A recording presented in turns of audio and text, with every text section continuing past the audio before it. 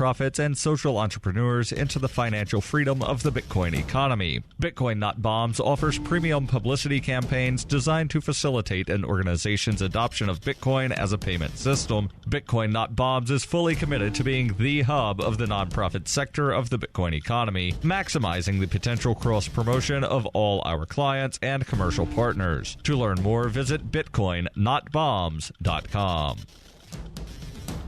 UPI reports the United States has no place to accuse countries of engaging in cyber attacks, according to the Iranian foreign minister on Saturday in a statement denying it engaged in cyber warfare against U.S. interest. The U.S. government charged 7 Iranians on March 24th with a series of cyber assaults on American banks and a dam in New York State between 2011 and 2013, drawing the response from the Iranian foreign minister. Jabari Ansari, the foreign minister of Iran, said it in the statement, the U.S. government, which puts millions of innocent people at risk of an environmental disaster through cyber attacks against Iran's peaceful nuclear facilities, is not in a position to level accusations against citizens of other countries, including those of Iran, without substantial evidence. Ansari said the attack in 2010 by the United States on Iran's nuclear energy facilities, which included installing the Stuxnet computer malware and damaged its nuclear program, cancels out the country's right to call others on cyber warfare. Ansari said the Islamic Republic of Iran has never put risky measures in cyberspace on its agenda and never supports such steps.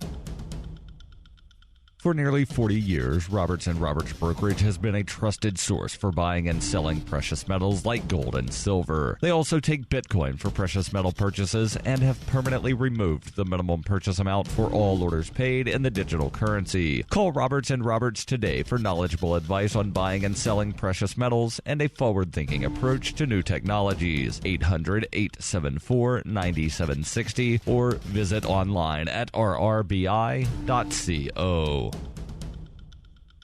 Reuters reports an attorney for the leader of the group that was involved in a 41-day protest at a federal wildlife refuge in Oregon questioned the $6 million price tag cited by the U.S. Fish and Wildlife Service for dealing with the occupation. U.S. Fish and Wildlife Director Dan Ash said at a news conference in Oregon on Wednesday those costs included $1.7 million for restoration of the refuge near Burns and increased law enforcement patrols elsewhere after the 6-week occupation, which ended February 11th. Michael Arnold, an attorney for protest leader Eamon Bundy, who faces conspiracy and weapons charges in connection with the occupation, said the government should not use the protest as a blank check for unwarranted expenses. Arnold said this protest should not be a government expenditure lottery ticket. I've only heard of one wall damaged in the whole set of buildings. U.S. Fish and Wildlife spokesman Gavin Shire said on Saturday in response to Arnold's contentions, the agency's figures include a range of damages from roads and trenches created by the occupiers to the harm inflicted on sacred American Indian artifacts. The FBI, which headed a law enforcement operation to encircle and arrest several of the protesters, has not released its expenditures from the occupation. More than 25 participants in the protest have been charged in federal court.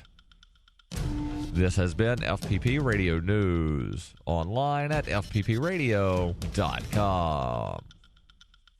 This is the Onion Week in Review. A report by Stanford University researchers released Thursday found that Americans spend 90% of their waking hours staring at glowing rectangles. Researchers identified more than 30 varieties of iridescent rectangles, ranging from personal and work rectangles to rectangles that heat food and those that can fit right in one's pocket. From the moment Americans wake up, they are captivated by these bright, pulsing rectangles. In fact, if you look at the data, it's hard to find a single minute when the public isn't captivated by these. Excuse me. I'm sorry, where were we? In local news, a run-over squirrel is remembered as frantic and indecisive. And in other news, a trail of rose petals leads a wife to a sink full of dishes. Prince Fielder reports to spring training exactly the right amount overweight, and a local yard sale reeks of divorce. If you don't hear the sound of my voice the same time next week, alert my family and then visit theonion.com/newsbeat.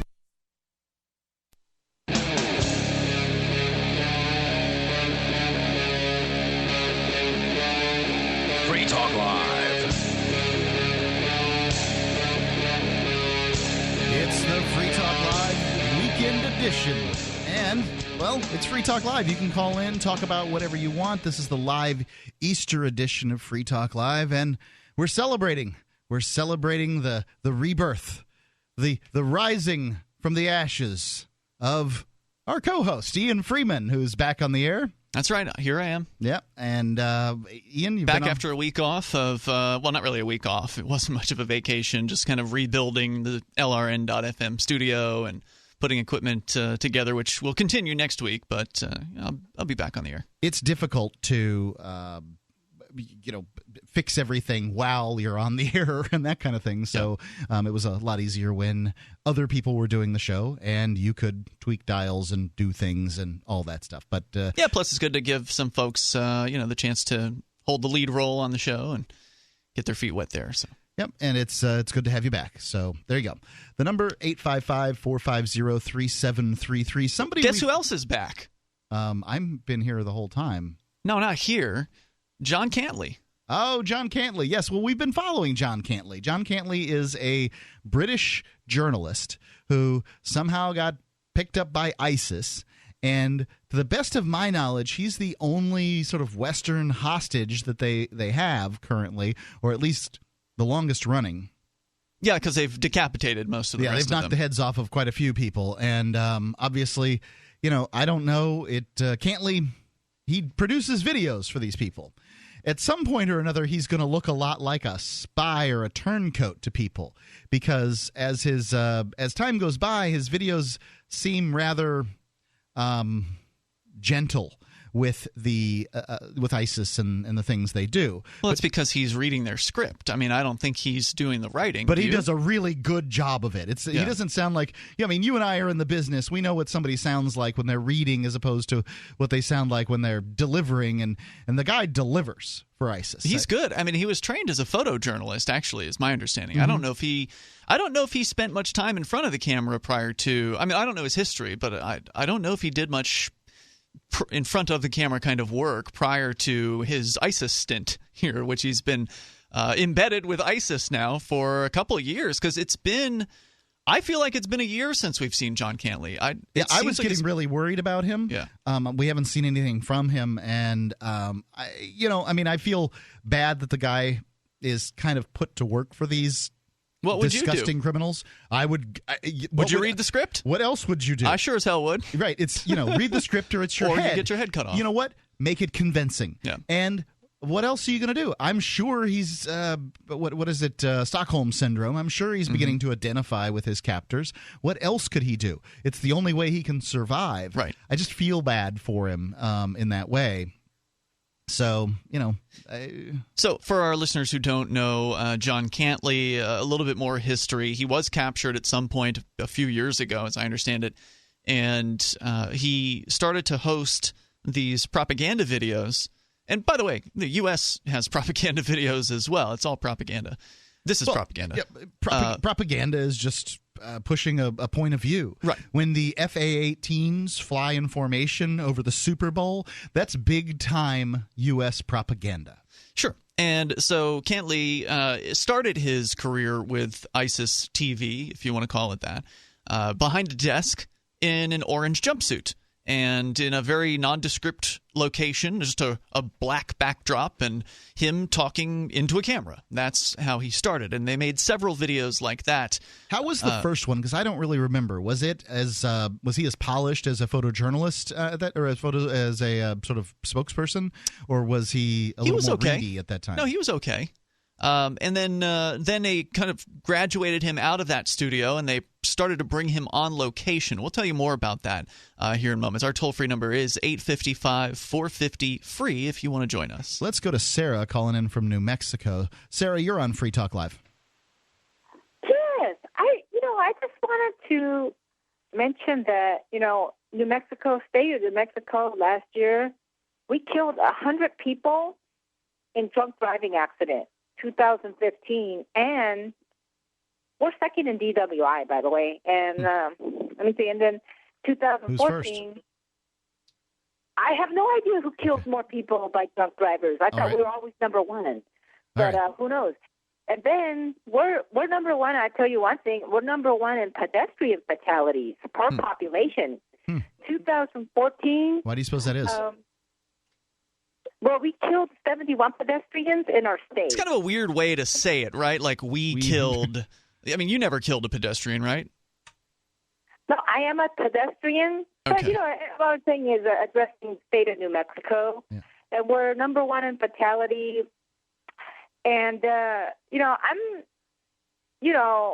I just can't wait. I'm talking about the automated camera sensor auto brakes, both for the front and the back.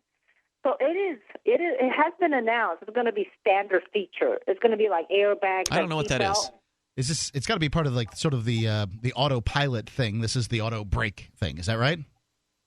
Yeah, but What is that? before What is we that? had the What is an auto brake? If the car senses a people braking in front of you, or something going on in front of you, it begins to auto brake. If you're texting and talking on a cell phone, okay, and speeding, and you don't know And that drinking. somebody's in the front, okay, you're distracted. You're talking to somebody, you're fighting with your wife in the car or something, and then something's in the front, so you're about to hit something, it'll slow down automatically and auto brake. So, but we're going to get these like in 6 years. 6? Yeah, I just can't believe it. It's going to be like every car's going to have it. The cheapest car, the most expensive car, everything. I guess they need Because, that sooner. I mean, 6 years, you think they could pull this thing off. They're already having self-driving cars exist now. You think this auto braking thing wouldn't be that difficult to... So are you saying the auto brake should help reduce the pedestrian fatalities and things like that? I know it will. Yeah, You know I what I think it mean? would. Because I know that it has to, and then I was told that like the big, the 2-ton, like the ton cars, like steel, like trucks and stuff like that, they're going to get it 2 years faster. All right. So I'm just happy with the opportunity. There's your automotive update. Thanks for the call tonight. I appreciate it. Thanks, Sarah. Appreciate it. Toll-free number is 855-450-FREE. That's 855-450-3733. You really can call about anything you want here on Free Talk Live. Let's go to Frank calling in from Illinois. Frank, you're on Free Talk Live. Hey, Frank. Hey, how are you? Hey, what's on your mind tonight? I had mentioned to your screener, the North Koreans had launched a missile with a satellite around the time we had the Super Bowl, and I guess it orbited like 3 times that weekend of the Super Bowl. A around, missile with a satellite. Well, I mean, it's a rocket. Correct. Okay.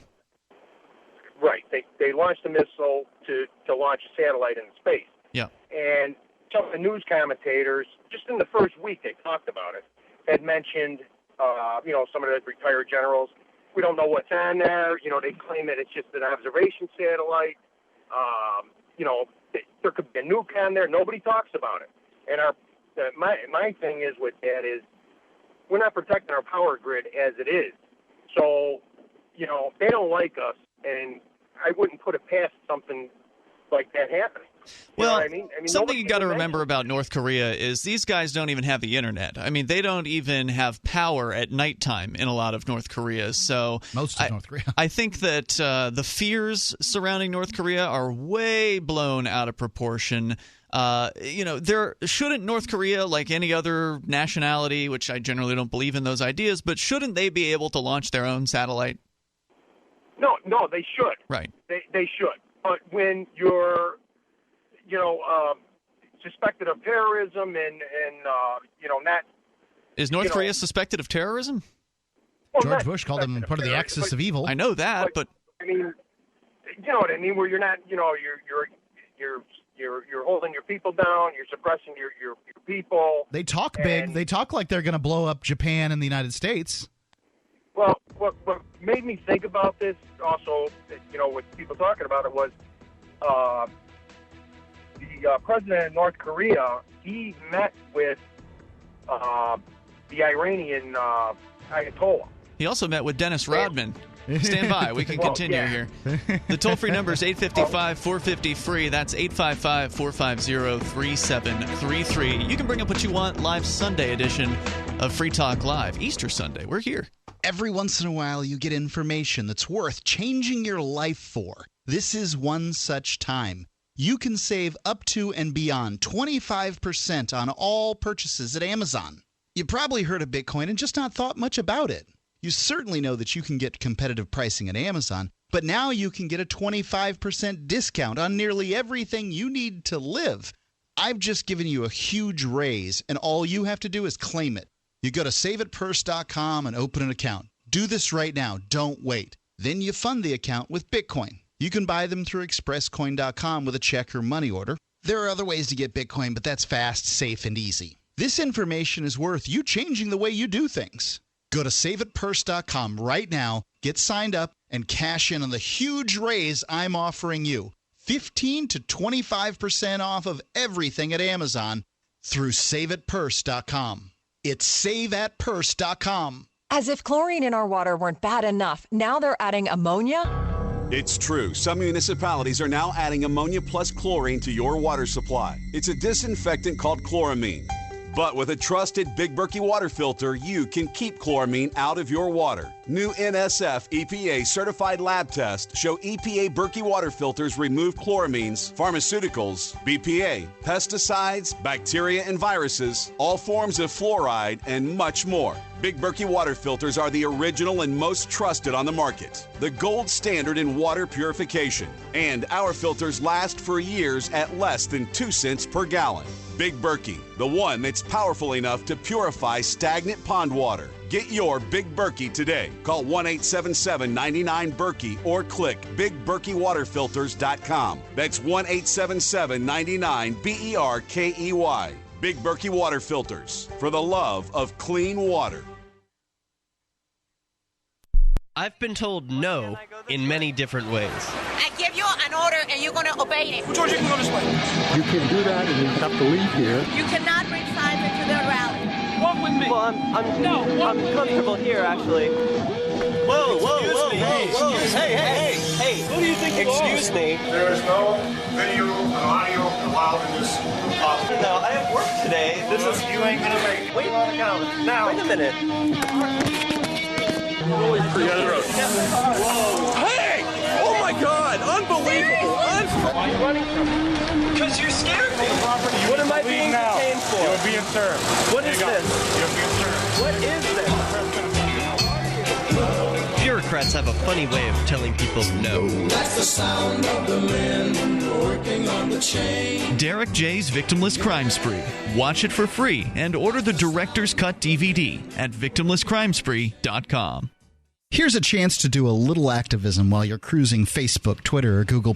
Between the LOL cats, the recipes, the hot girls, and the inspirational sunrise memes, Free Talk Live's posts pass by your newsfeed. Like them, comment. It gives us more exposure. If you don't see our posts, click like at facebook.freetalklive.com and then hover over it to click Get Notifications. It's an easy way to spread the ideas of liberty a bit further. I know you're busy, but you can spare that tenth of a calorie it takes to click on something. facebook.freetalklive.com. Cell 411 is a free app for Android and iOS that replaces government-controlled 911.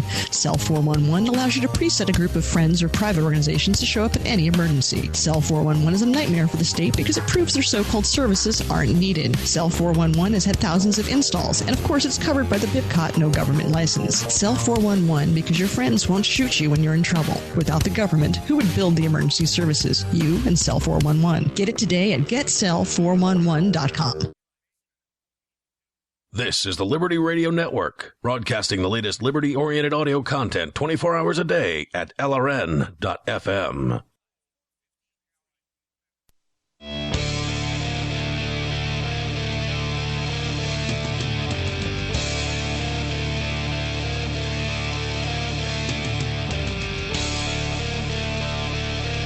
It's Free Talk Live. It's the live weekend edition, the live Easter edition of Free Talk Live. It's Mark with you. I'm Ian. And Ian is back from his hiatus. And you can give us a call. The number's 855-450-3733. We're talking about this guy, Cantlie. What's his first name? John Cantlie. Well, I wanted to come back to North Korea. Oh, okay. We did have a caller. The gentleman dropped off the line, but he was calling about, this idea that North Korea has launched some satellite, apparently, and we don't know what the purpose of the satellite is, and maybe it's going to drop a nuke, and the power infrastructure is unguarded, he says. And, there's a few different issues brought up there. One is the fear-mongering around North Korea to the power infrastructure in the United States, which is decrepit and, circa 1970 or whatever. It basically hasn't been upgraded for decades in any kind of significant manner. There's some level of upgrades, but yeah, I mean, it's certainly got problems. The grid. So to work backwards there, you can blame the government for the instability or the fragility of the power grid because they have mandated that we have this centralized distribution of power. We don't have decentralized power options. Right. It's all regulation when it comes to energy. It's all regulation, you can't top to bottom. Just build a little mini nuke plant that's going to power 5 neighborhoods. You can't do that. At least it's not legal from what I understand. And they have new thorium meltdown-proof reactors, but you can't do it. Yeah, they're like, I don't know if they're solid state or whatever, but they're pretty good devices from what I understand. Anyway, so yeah, you can't decentralize the power. So if somebody wanted to strike the power grid, they strike the central power station and then take out an entire city or multiple cities by doing that or whatever, the surrounding towns. And so if we didn't have the government with all their mandates on the power structure, then we'd have more decentralization. It would be a lot harder for the potential threat, whoever they are, to get an effective strike in if they would only be able to take out a few neighborhoods at a time rather than a whole swath of a city. So blame the government for that. Putting up troops or some sort of missile shield to shield the power. I don't know. I wish he would have stayed on because I would have loved to have known his solution for protecting the power grid. But whatever the solution is, it's not going to. If it's coming from the government, it's not going to be. We need less control. That's not going to be their solution. No.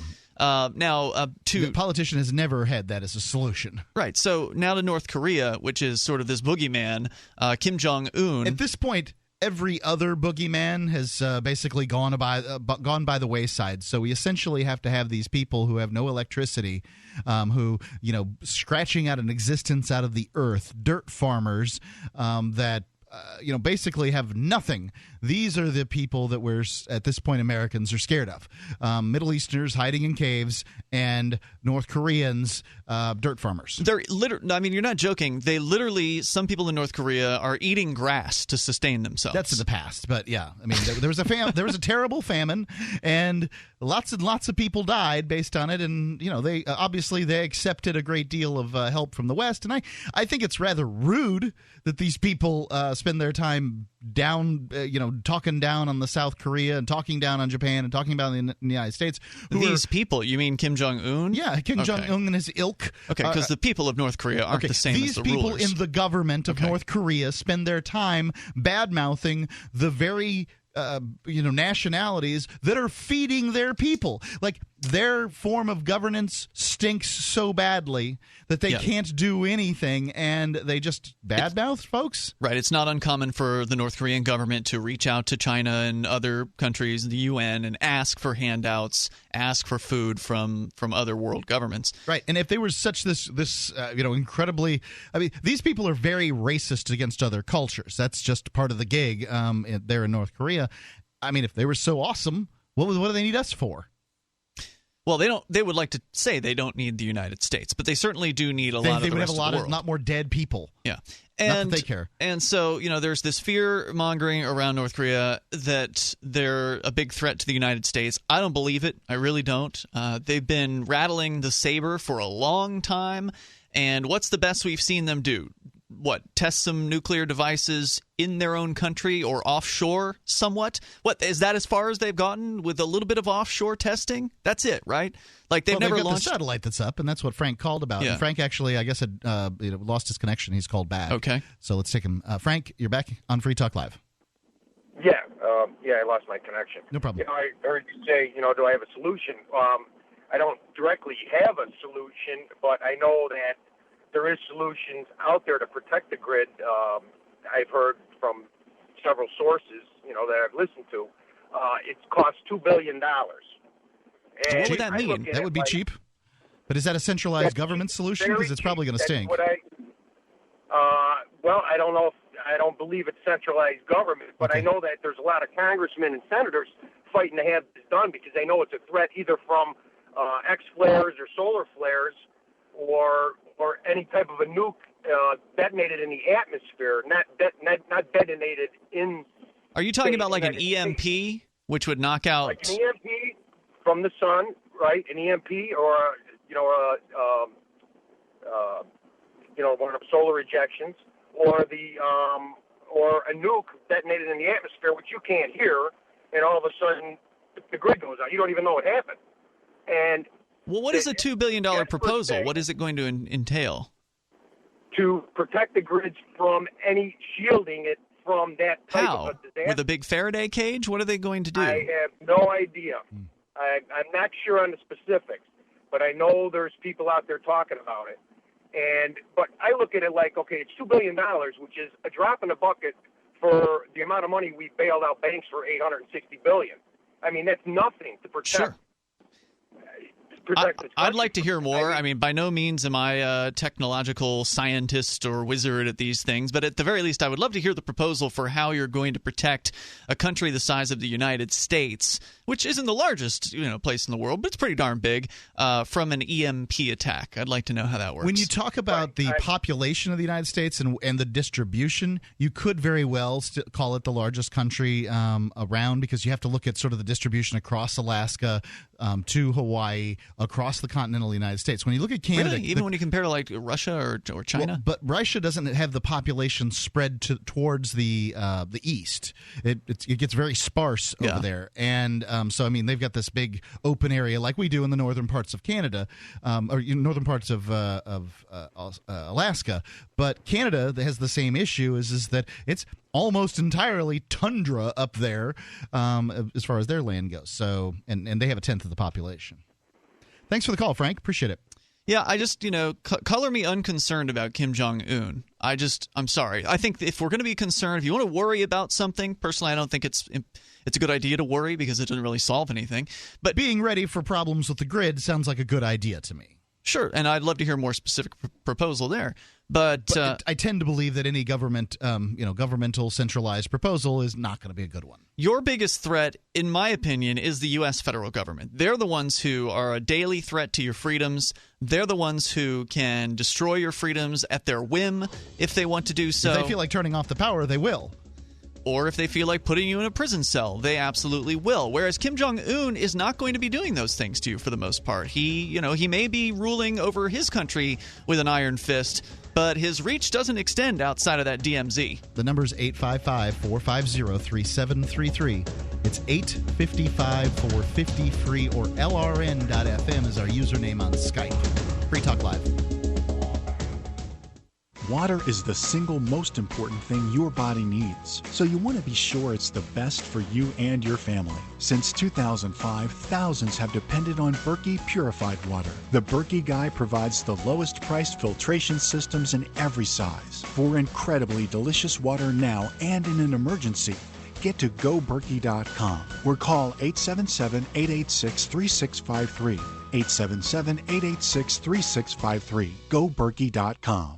Owe $10,000 or more to the IRS? Get on board with the Tax Admiral. Don't pick on the IRS alone. I'll cut penalties and reduce your overall tax bill. Sometimes I can even get it zeroed out completely. We're an A-rated company helping people clean up their mess with the IRS. If you owe $10,000 or more, then call the Tax Admiral.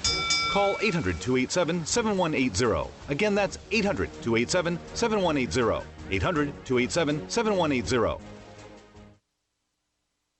I'm Ian Freeman, host of Free Talk Live. We've been covering Uber for years on the radio with their ongoing legal cases across the globe defending your right to give people rides without asking government permission. I wanted to support Uber more directly, so I signed up to be a driver. It's fun to meet new people and help Uber push forward innovation. As of this recording, Uber is active in 67 countries, so there's a good chance they're available in your area. If you'd like to drive for Uber and make some money helping people get where they want to go, sign up at drive.freetalklive.com, and you'll get a $100 bonus after you complete a certain number of trips. With Uber, you can drive anytime you want. You set your schedule. To get started, you need a good driving record, 4-door vehicle, insurance, registration, and to pass a background check. It costs nothing to sign up, so visit drive.freetalklive.com. That's drive.freetalklive.com. And if you just want to try Uber as a rider, visit ride.freetalklive.com. Your first ride's free.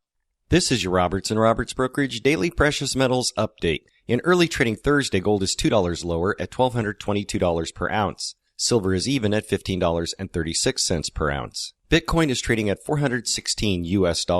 Both silver and gold are significantly lower after yesterday's sharp drop. This would be a great time to take advantage of buying on the dips. Give us a call at 800-874-9760 or visit us online at rrbi.co. So you've heard all 3 hours of the latest episode of Free Talk Live, and you're still hungry for liberty-oriented audio content? Did you know that we have another 24/7 audio stream at LRN.FM? The Liberty Radio Network airs the latest episodes of some of the best liberty-oriented podcasts on the internet around the clock. In addition to recorded content, you'll also hear live shows like Free Talk Live, originating from our Keene, New Hampshire studio. So listen anytime at LRN.FM. That's LRN.FM. Free Press Publications is an independent, alternative media and publishing company founded in June 2009 with the mission of ensuring a free press for the freedom movement and is committed to spreading the message of peace, freedom, love, and liberty. FPP also gives new authors an avenue for publishing freedom-oriented material. FPP brings you daily news and commentary on the website, fpp.cc, as well as a daily 5-minute newscast, FPP Radio News, and weekly news, views, and commentary in the FPP Freedom Minute and Peace, Love, Liberty Radio at fppradio.com, and the monthly newspaper, FPP News, at news.fpp.cc. Find FPP online at fpp.cc. That's fpp.cc, as in Creative Commons. You can sign up to receive the latest about the Liberty Radio Network via our email updates at updates.lrn.fm. That's updates.lrn.fm.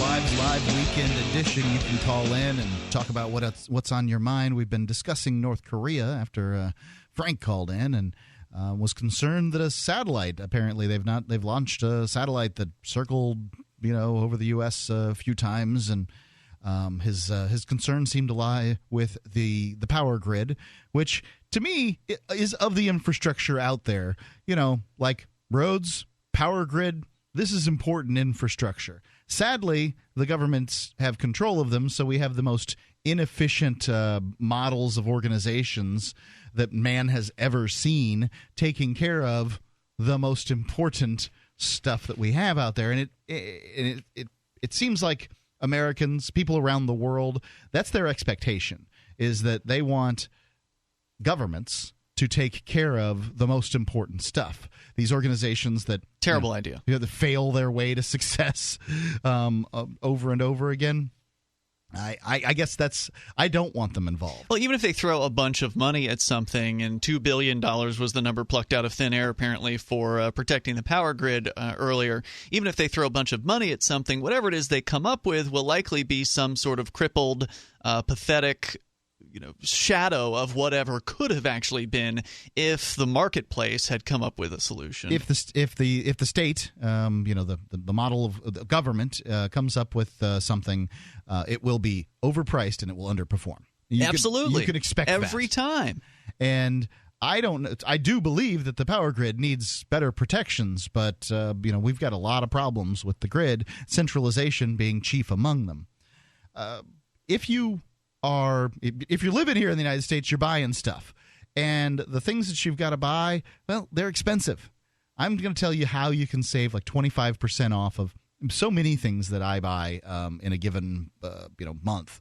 We buy most of our stuff through Purse, saveatpurse.com. So we used to call it purse.freetalklive.com, but saveatpurse.com is a great way to take 25% off of it's a good round number of the things you buy through Amazon. And Amazon has just about everything, and they have great prices already. Well, the one catch is you got to use Bitcoin to do it. So if you can get a hold of some Bitcoin, you can save big money. all you have to do is buy Bitcoin at a better savings than 25%, and you're saving money. Coinbase will sell you it for 1%. 1%. There you go. Coinbase, 1%. Local Bitcoins, you can get maybe some percentages a bit higher than that, but you'll do it with some level of anonymity. Save at purse.com. I just ordered a flash drive, 64 gig USB 3.0 flash drive, got 25% off. How much did you pay for that thing? I mean, not much. 64 gig can't be much. No, it wasn't much. That's $30 keychain drive or something like that. All right. We started out the show talking about John Cantlie. Cantlie. He is this photojournalist that's been captured by the Islamic State, and he is held against his will, ostensibly at this point. We only see him on camera, and his on-camera appearance appears to be very comfortable, reasonably well fed. I mean, he seems okay. He's wearing long sleeves, so we don't know if he's been beaten a great deal. But he's out in the open. He doesn't have a ball and chain wrapped around his neck. So suffice it to say, if he runs, something bad will likely happen. Yeah, he'll be shot and killed, I'm sure. Yeah. And he's got a long way to run to get out of Mosul into friendly territory. Right. So if you want to join the conversation, the toll-free number is 855-450-FREE. But the story on Cantlie is coming from The Guardian, and he's back after being gone for many months. And I don't remember when the last video was that had been produced with him, but it seems like it's been, I feel like a year. Yeah, me too. And we had thought maybe he had been exterminated and that they just hadn't shown the video of that yet, because the previous captives that they've had from the UK and from the United States have, in case you don't recall, been executed on video, been decapitated. And so we were obviously concerned that the same thing had happened to John Cantlie, but there had been no real trace of him. He had written an article or two for the sort of ISIS magazine. I forget what it's called, Dabiq, I believe it is. And, of course, whether that was actually him writing those articles, we have no idea. But now we've got him on video once again. And we had played in the past the audio tracks on this show, just as, hey, what is it that ISIS is saying? What is their propaganda? Let's hear it. In many ways, ISIS is a media organization. Yes. They produce stuff. They're out there trying to recruit. Their whole thing is they're very media based. And they're very good, actually. The ISIS productions, as disgusting as some of them are, as far as the gore and the decapitations, the visualization of that, it's pretty horrifying. But to their credit, the way it's filmed, the editing that they do, the post-production that they're doing is very, very high quality. And so, I guess kudos to them for that, for making at least watchable, disgusting videos, even if your stomach is turned by some of the content. Cantlie started by doing these 6-minute or 7-minute long videos with him just talking into a video camera in a nondescript room with a black backdrop. You don't know where he is. Maybe there's a slight echo in the room, but that's about it. And there were several iterations of those, which was just basically him reading some sort of propaganda script. Then, after a while, after several months of that, they brought him out onto the streets of different cities in, was it mostly Iraq? Where he was? It's in Iraq, in sort of northern Iraq. Yeah. And so he went into different Mosul's cities. where he's at now. Yeah, and he would kind of like a newsman, tour around with a video camera. He's holding a microphone or whatever, and he's talking into the camera and sort of narrating what's been happening in town here. And the point of those videos was to show, hey, look, under ISIS's rule, things are normal here. He took the camera through a marketplace in one instance. He has the real feel of like a beat reporter for a TV organization. Like you were reporting for 2020 or something like that. Except I can't take him seriously in the sense that, the things he shows, to me, are obvious propaganda videos. Sure. But they're done really well. Well, it's interesting to see what other propaganda looks like, and that's why we were playing the audio tracks from them.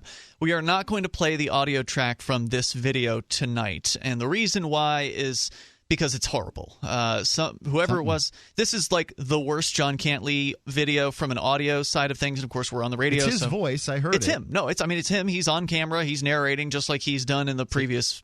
I would have played it because I think it's borderline, but no, it's bad. Yeah, it's really overblown. It's not good. It's whoever it was that was running the audio had his mic potted up too high basically the entire time, and they didn't check their levels before they started. I mean, that's clearly what happened. It's a short video. It's only about 3.5 minutes, but it's worse than listening to like a bad phone call for 3 minutes here. So we're going to leave that be, but we will put the link up on our Facebook and Twitter, and we'll tell you about what it is that he's talking about.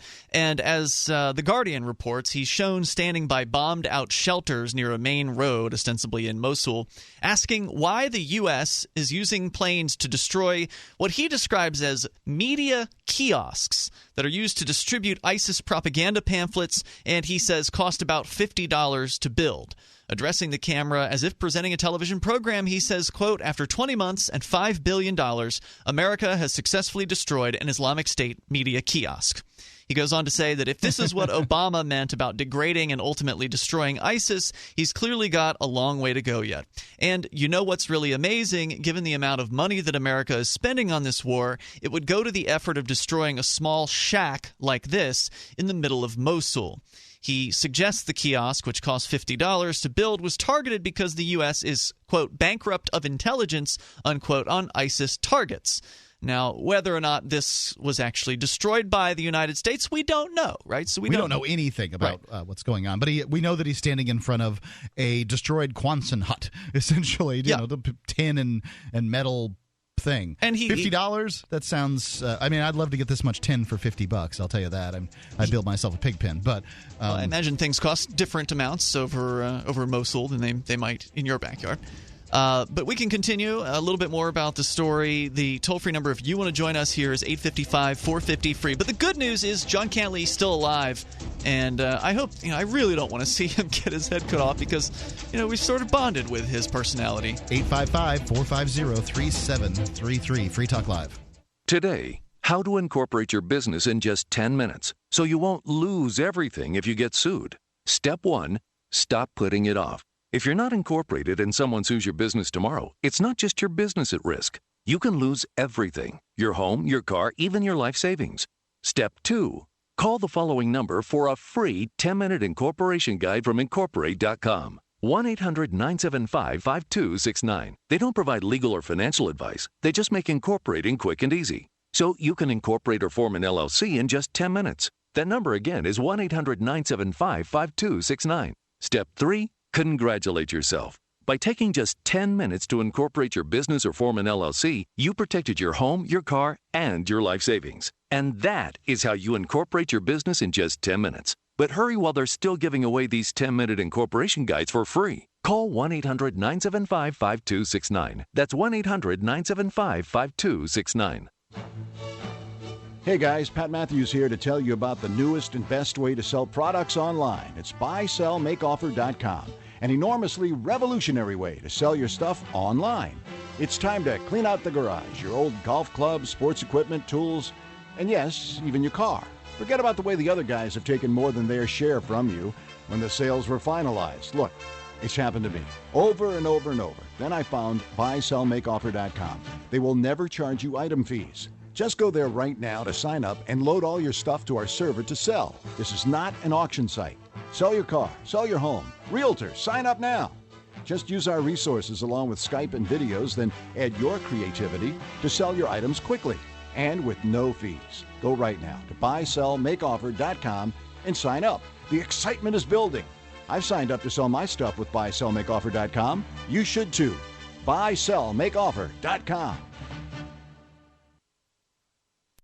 On Free Talk Live, we're bringing people to the ideas of liberty every day. From wrestling superstars like Glenn Jacobs. You guys really are having an impact, I believe. Like I said, a lot of where I am now is due to listening to Free Talk Live. You changed my mind on some very important issues years ago. To random people tuning in on the radio. I was kind of stuck in the left-right paradigm. I heard your show by chance on a Saturday night. From there, I went on, joined the Free State Project, and become an amplifier. So, I mean, that's really the reason why I amp is because I know that if it wasn't for you guys being on as many stations as you are, I never would have found the ideas of liberty. Your amp will directly change more lives by getting Free Talk Live in front of people looking for talk radio online and on the air. When you amp Free Talk Live, you get perks like access to the AMP-only Facebook group and AMP podcast. Visit amp.freetalklive.com. LRN.FM is proud to announce our official listening apps for Android and iOS devices. Now you can easily tune into our streams anywhere, anytime on your smartphone or tablet. Just visit apps.lrn.fm or search for LRN.FM in the Android or Apple app stores. Please download, rate us 5 stars, then share the link on your social media and let your friends and family know how you're listening to LRN.FM. Download it now, free at apps.lrn.fm. Are you sick of government lackeys who say you didn't build that? Are you tired of elitists who think you need a government permission slip for everything? Everything you do is an A to B conversation, and the government should see their way out of it. Create true free markets by adopting the BIPCOT No Government License. The BIPCOT No Gov license allows use or modification of any product, service, or software except by governments or government agents. Go to BIPCOT.org. That's Bravo, India, Papa, Charlie, Oscar, Tango.org. What's up next? Visit the Liberty Radio Network program guide to find out at shows.lrn.fm. That's shows.lrn.fm.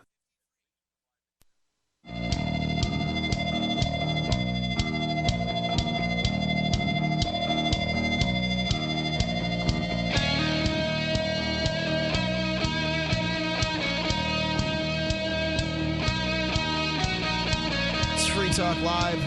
The number's 855-450-FREE. That's 855-450-3733.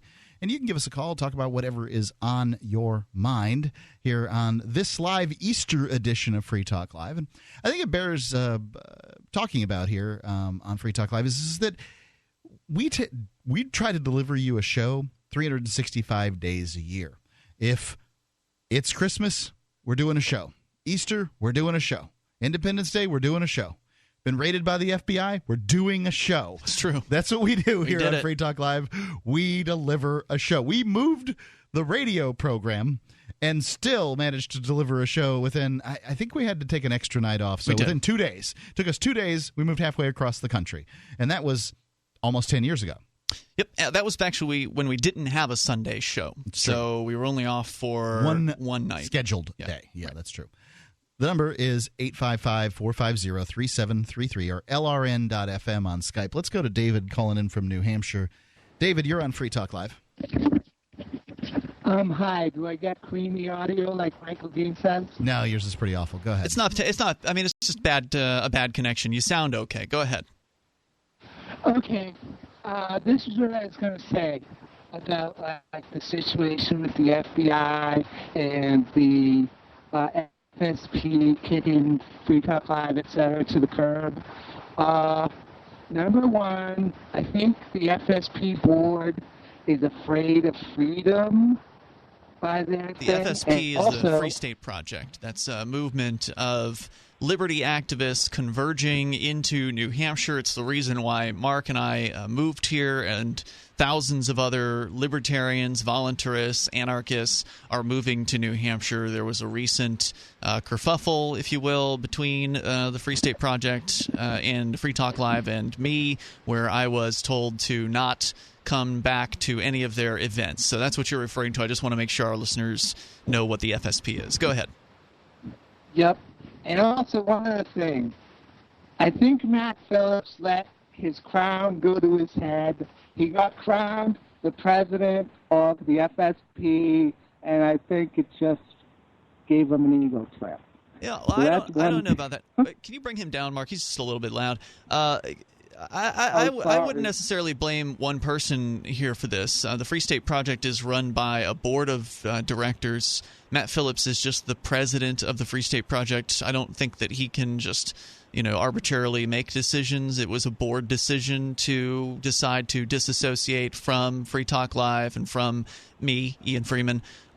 So no, but it is a coincidence that as soon as he became president, then this happened. Well, so I put those two together. It could be the case. We don't know the answer to anything.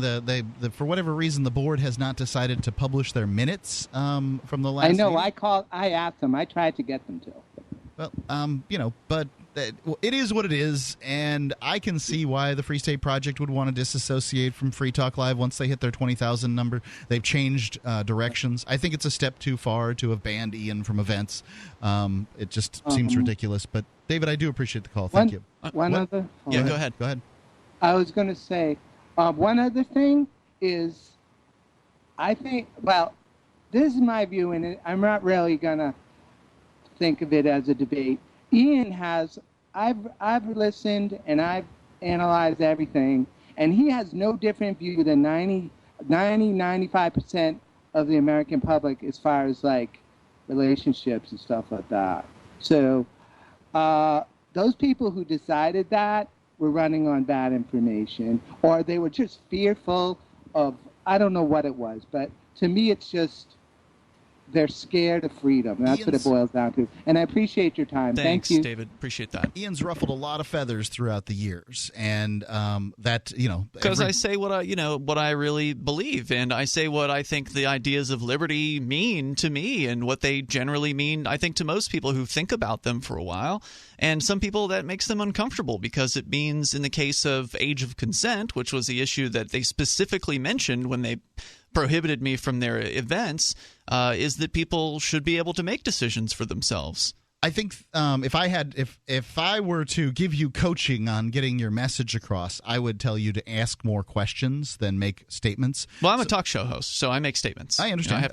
I say things, and then people call to respond. Toll-free number is 855-450-FREE. Now, sometimes it's good to ask questions and get people to respond to those questions, but a good question in this case would be, well, if somebody is age, let's say, 15 and 364 days, why is it that in are they 24 less qualified than a person who is 24 hours older? Right. Why is it all of a sudden 24 hours later that same individual is all of a sudden magically able to make a decision about their own body? I don't understand that. All kinds of problems that surround the age of consent. If you don't attach it to a number, then what do you attach it to is what people get all, they don't have. They want pat, easy answers. And I had a similar problem here just yesterday. My son, he's 8 years old. He wanted to stay home alone. Now, we're not talking about the age of consent to sex here. We're talking about the age of majority to sort of majority is not the right term. The age, being old enough to stay home alone. But this does it's the same discussion because we're talking about young people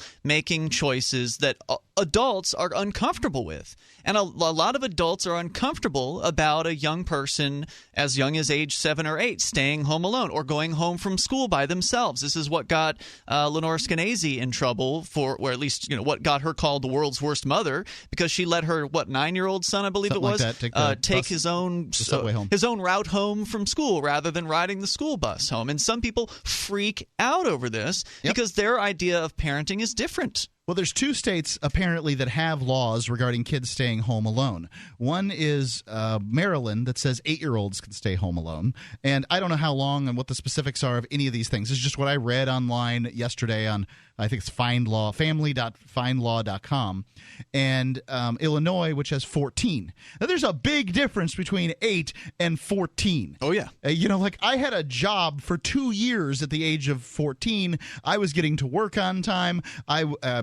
I believe it was at 15 years old that I got the motor scooter. Anyway, someone who is 14 is about 100% older than a person who is 7 or 8. It's a big difference as far as development goes. So these, there's no guidance out there as far as governments go on the age of consent to stay home alone. Yeah. Especially in a world where we scare the heck out of parents, when it comes to kids playing outside. So a lot of them do stay home alone. I remember when I was 7. Was when my parents started to allow me to come home to an empty house. I was given my own key. I was able to come home. Latchkey kid. Yep, I was able to come home from the bus stop, let myself into the house, and then watch Tiny Toons or whatever the heck it was on television. I love that. Yeah, it's good show. And so Jack stayed home alone for about an hour yesterday. I got to say, we were both my wife and I were reticent. We didn't want to do that, but he asked, and Tiny Toons wouldn't have come out then. It would have been the 80s. Anyway, go ahead. He I believe that when a kid begins to explore certain areas, then it's time for parents to look at growth in that area. So right, well, he felt he was ready for this. You didn't push him into it. No, you didn't say, Jack, me. do you want to stay home alone now? No, he was ready for this, and you guys acknowledged that, and you allowed him to do it, right? Right, and so I think over time, I'm not prepared to do this all the time, but I'm prepared over time to sort of extend the period. We're going to have conversations about we had a conversation about how to use the telephone. Here are the numbers. I wrote them up just in case he got panicky and couldn't remember. Did he? Did he get panicky or did he call you or freak out? He just kept calling on the phone over and over again. It's like, hey, I got the phone. Yeah. So he called his Muffy. He called his granny. He was just calling everybody. Like a kid would, right? Didn't the kids do that in the 80s? That's all they had was their phones. Right. He had a great old time. And then we got home and that How long were you gone for? Just over an hour. Okay. And we went to the dump and got some pig food and then came back. So we never even left the municipality in which we live. But for all you knew, he went outside of the house and ran around and did I wish he would. He probably didn't leave the house for a second. That's one of my problems, my arguments as a parent. I'm like, you got to get out more, son. But he just doesn't want to. He's an indoor kid. And whatever. He's got the trampoline. He'll go out there and play on that, and that's about it. Is it a big trampoline? It is. He was excluded from playing on the trampoline while we were gone. That could be dangerous. Right. Trampoline's a bad idea. Yeah. One thing that I wished I'd have gone over with was the fire extinguisher. But then again, the fire extinguisher is it's as damaging if you don't use it in the right circumstance. So anyway, we'll talk about those things as time goes by. Fortunately, everything's fine. But it was a big deal at our house. And I wasn't prepared for it, but he was. And he made his own decision. The number is 855-450-FREE. That's 855-450-3733. And, what age is... Parents don't get guidebooks on this stuff. You don't know.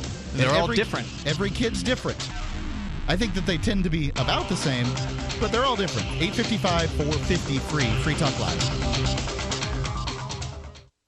There comes a time when you need custom embroidered or screen printed apparel for your business, organization, or a special event. Corporate Casuals has been helping people create great looking logoed apparel for over 25 years. They can produce a single piece or thousands using name brand apparel like Nike, Patagonia, Adidas, and Hanes. Create your logo in their online embroidery design studio or upload your existing logo and they'll turn it into embroidery. Go to corporatecasuals.com/FTL and include FTL in the order notes and save 5% on your order. Free Talk Live has partnered with Amazon, the largest internet retailer. Imagine a department store category, and Amazon has it. Books, electronics, office products, furniture, jewelry, automotive, toys, clothing, sporting goods, and dozens of other categories. Now you can shop and support Free Talk Live by entering Amazon through our website. Go to shop.freetalklive.com, and Amazon will send us a portion of your purchase. You're going to do the shopping anyway, so remember to enter through our site at shop.freetalklive.com. That's shop.freetalklive.com.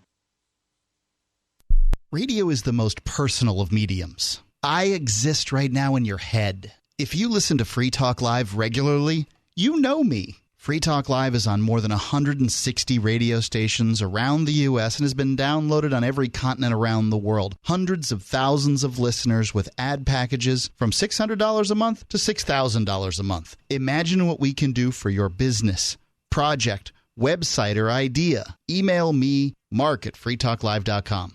DVD, books, music, instruments, periodicals, computers, software, electronics, photo, cell phones, office products, home and garden, bed and bath, furniture, kitchen, pet supplies, automotive, hardware, apparel, shoes, jewelry, grocery, healthcare, sports and outdoors, toys, games, used, and more. It's a department store at your fingertips. Shop.freetalklive.com. Get all your shopping done, get a great deal, and a portion of your purchase goes to benefit Free Talk Live when you enter Amazon via shop.freetalklive.com. You're listening to the live edition of Free Talk Live. Hour number 2 is next after the news here on the Liberty Radio Network at LRN.FM. From Keene in the Shire, the Liberty Media capital of the world, this is Daryl W. Perry, host of FPP Radio News for Sunday, March 27th, 2016. Silver is trading at $15.20 per ounce. Gold is valued at $1,217 per ounce. And according to BitcoinAverage.com, the average price of Bitcoin is $421.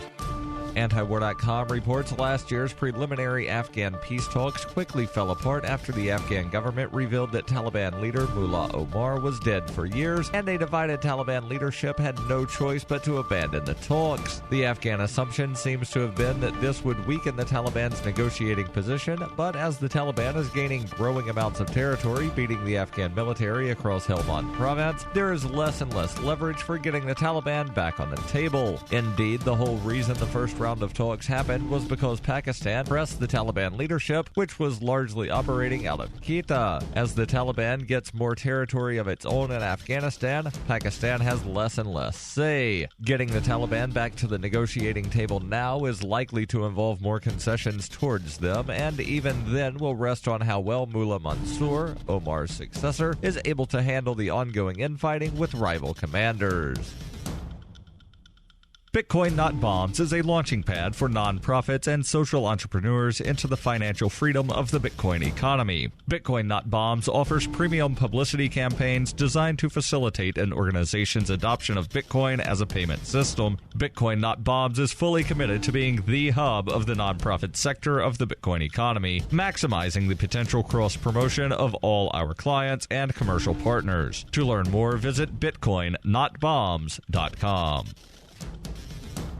UPI reports the United States has no place to accuse countries of engaging in cyber attacks, according to the Iranian foreign minister on Saturday in a statement denying it engaged in cyber warfare against U.S. interests. The U.S. government charged 7 Iranians on March 24th with a series of cyber assaults on American banks and a dam in New York State between 2011 and 2013, drawing the response from the Iranian foreign minister. Jabari Ansari, the foreign minister of Iran, said it in the statement, the U.S. government, which puts millions of innocent people at risk of an environmental disaster through cyber attacks against Iran's peaceful nuclear facilities, is not in a position to level accusations against citizens of other countries, including those of Iran, without substantial evidence. Ansari said the attack in 2010 by the United States on Iran's nuclear energy facilities, which included installing the Stuxnet computer malware and damaged its nuclear program, cancels out the country's right to call others on cyber warfare. Ansari said the Islamic Republic of Iran has never put risky measures in cyberspace on its agenda and never supports such steps. For nearly 40 years, Roberts & Roberts Brokerage has been a trusted source for buying and selling precious metals like gold and silver. They also take Bitcoin for precious metal purchases and have permanently removed the minimum purchase amount for all orders paid in the digital currency. Call Roberts & Roberts today for knowledgeable advice on buying and selling precious metals and a forward-thinking approach to new technologies. 800-874-9760 or visit online at rrbi.co. Reuters reports an attorney for the leader of the group that was involved in a 41-day protest at a federal wildlife refuge in Oregon questioned the $6 million price tag cited by the U.S. Fish and Wildlife Service for dealing with the occupation. U.S. Fish and Wildlife Director Dan Ash said at a news conference in Oregon on Wednesday those costs included $1.7 million for restoration of the refuge near Burns and increased law enforcement patrols elsewhere after the 6-week occupation, which ended February 11th. Michael Arnold, an attorney for protest leader Eamon Bundy, who faces conspiracy and weapons charges in connection with the occupation, said the government should not use the protest as a blank check for unwarranted expenses. Arnold said this protest should not be a government expenditure lottery ticket. I've only heard of one wall damaged in the whole set of buildings. U.S. Fish and Wildlife spokesman Gavin Shire said on Saturday in response to Arnold's contentions, the agency's figures include a range of damages, from roads and trenches created by the occupiers to the harm inflicted on sacred American Indian artifacts. The FBI, which headed a law enforcement operation to encircle and arrest several of the protesters, has not released its expenditures from the occupation. More than 25 participants in the protest have been charged in federal court. This has been FPP Radio News, online at fppradio.com. I was doing my regular 11 o'clock security sweep around the perimeter of my house when I noticed a couple of young people having intercourse in the front seat of a car out in the street. So I ran inside and I grabbed my video camera. As you can imagine, I stood in those bushes for over 20 minutes watching these two degenerates grind against each other, and I'm thinking, this behavior is simply unacceptable. Now, if you think this is an isolated incident, you are dead to rights wrong. I have 36 hours of footage to prove it that I have personally collected from sickos just around my own town. For example, I saw perverts having sex in swimming pools clearly visible from the roofs of adjacent buildings, on boats that anybody could see with a telescope, at night on the beaches where they can easily be watched by anyone hiding behind a fence wearing their night vision goggles. It's simply disgusting. This is the Onion News Network.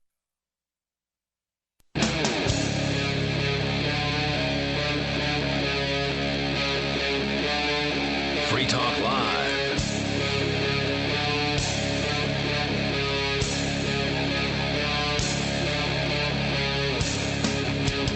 It's Free Talk Live's live weekend edition with Mark. It's actually the live Sunday edition. We do 2 weekend shows. Yeah, it's well, I mean, it's the live weekend edition. It's the live Easter edition. Yeah. Well, you don't like the weekend edition? No, I think we need to be specific because weekend edition could mean we recorded this on Friday night, and we didn't. We're here live on Sunday. Gotcha. Yeah. Live Sunday edition. You can give us a call, talk about whatever's on your mind here on Free Talk Live. Let's go directly to the phones. We've got Dave in California. Dave, you're on Free Talk Live. What's on your mind? Whoa! Can barely hear you there, Dave. You got to roll up that window or whatever. Yeah, I'm up. Yeah, let's put him on hold. I can't make out a word he's saying. See what we can do to get that line back a little bit better. In the last hour, we talked about John Cantlie, who is a photojournalist who was picked up by ISIS, and you're welcome to call back in on him. And he's still a journalist. He's just working for ISIS now. Yeah. Also, we talked about kids being able to stay home alone, what time is good for that, and I think that's a little murkier, and I wanted to go through something that I wanted to I talked a little bit about on the air last night, but I didn't get to read these things, and I want your reaction to family.findlaw.com's. They've got some outlines here as far as ages go, and as far as what's appropriate for different ages. So 7 and under should not be left alone for any period of time. This may include leaving children unattended in cars, playgrounds, and backyards. The determining consideration should be the dangers in the environment and the ability of the caretaker to intervene. So any period of time apparently means, as far as, walking to the cart corral at the grocery store. I don't know. Any period of time seems like a pretty definite thing. I'm trying to think of when. I'm pretty sure I don't recall having my parents with me at the bus stop every single day when I was 6. Or I was taking my bike and riding to the next door neighbors at 6. I'm certain I was walking to the next door, or not next door, but next door neighbor, down the street, the next street over. Yeah, excuse me. I was walking down the street at the very least at 6, if not 5 or 6. Yeah, so you're being left alone. So whatever, they should not be left alone. 8 to 10 years old should not be left alone for more than 1.5 hours, and only during daylight and early evening hours. So I'm not exactly sure why the daylight and early evening. 1.5 hours? And, well, I felt like that was a reasonably good period of time. I went by this for that particular time segment, the 8 to 10 years. I'm like, okay, I can live with this. Okay. I was able to live with that. 11 to 12 may be left alone for up to 3 hours, but not late at night or in circumstances requiring inappropriate responsibility. So, well, again, these are just this is one of the problems I have with these arbitrary ages. It's like, well, why? What was there some sort of scientific study done that determined that 11 and 12-year-olds? It's completely social. I mean, you got to figure our forefathers, they were midshipmen at 12 years old. You know, I mean, the age here they say that a young person can't be left alone for 3 hours. These people were crawling around the bellies of boats, firing cannons and stuff. They were getting married in some cases at the high end of that. Right. So it's difficult to know. I'll tell you what, there's some states where you can get married as young as 13 years old in the United States. We're in one of them if you have parental consent. Yeah. So what? This is all so strange to me as far as the years. Well, it all comes down to the sort of babying mentality, the childification of America. And we were actually discussing this at Easter dinner today, this idea that as people's ages extend, as our lifespans extend, that people who want to overprotect children will just keep extending the ages of childhood. So if we reach, if 300 becomes the average age of men and women in the United States at some point, then 50 will be when you're no longer a child anymore. Well, it seems like, to me, I mean, call me a conspiracy theorist, but to some extent, I believe that they're attempting to do that even more with free college. That currently, it used to be that the expectation wasn't that you're going to be some kind of professor. What the hell you doing finishing high school, son? Right? Like you learned everything you needed to learn by 6th grade, and that's all you needed to as far as and they learned a lot more. If you look at these the grammar and the math and everything that they learned by 6th grade, it was high school level stuff. They just jammed it into a shorter period of time. Then, as these mandates grow, the middle class wants its kids babysitted for free, essentially, in government day prisons.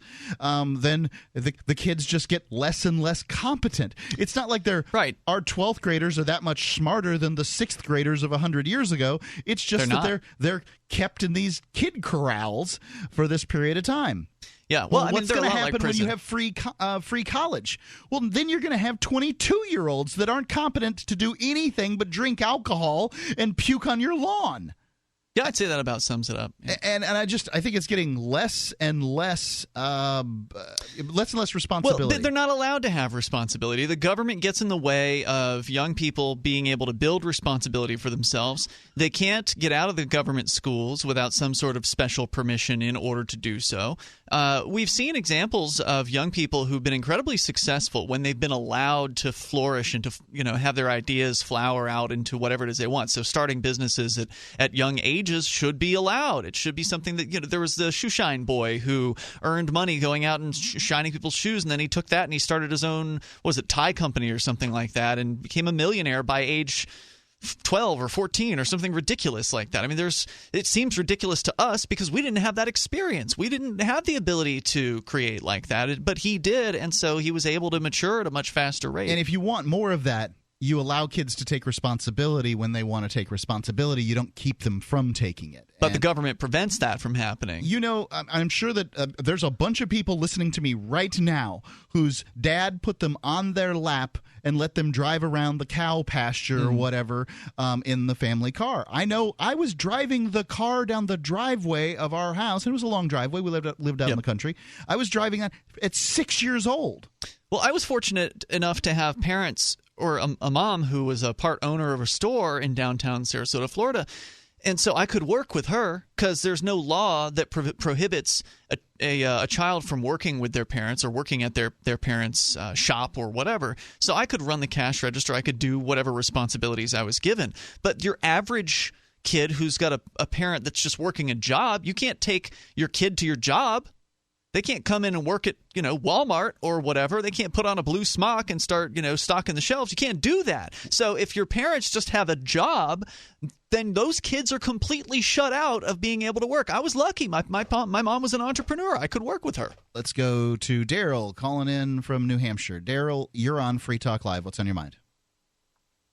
So, you were reading a thing from, what was it, some purported psychologist? Family.findlaw.com. Somebody that apparently is somewhat legal in nature here. And they're saying that you should not leave your children alone at all until they're what age? 8 years old. Basically, 7 and under should not be left alone for any period of time. This may include leaving children unattended in cars, playgrounds, and backyards. The determining consideration. Every parent I know leaves their children unattended for somewhere between a quarter to a third of the day. You mean in sleep? Everybody. Yeah. Well, while you're asleep, you are not standing there attending your child. So every child is unattended for some portion of the day. So this thing of you should not leave them unattended ever is absolute BS. I think it's very difficult, and parents are getting all kinds of weird messages. And this is the thing that I meant about they don't give you a guide on how to take care of a kid. And again, a guide wouldn't be particularly useful because each kid's different and development's different and that kind of thing. And they develop at different speeds no and parent, different and things. I say this as a parent, no parent has any clue what the hell they're doing. They're just guessing at it, and everybody else is doing the same thing. Our parents guessed at it. But the they problem didn't know is what they were that doing. some people that guess at it will guess that you've guessed wrong and throw you in jail or take your kids away over it. And that's one of the sort of the dangers to this. And that's why one of the reasons we talk about this is this was, about when you should wean puppies. We generally don't talk about those kind of things on Free Talk Live because the chances are good the SPCA isn't going to come in and take your dog away over it. I suppose it's happened somewhere in time. Is this presidential candidate Daryl W. Perry? Yes, it is. Somebody needs to get this guy a Skype connection, upgrade that quality for your interviews. Just saying. Thanks for the call.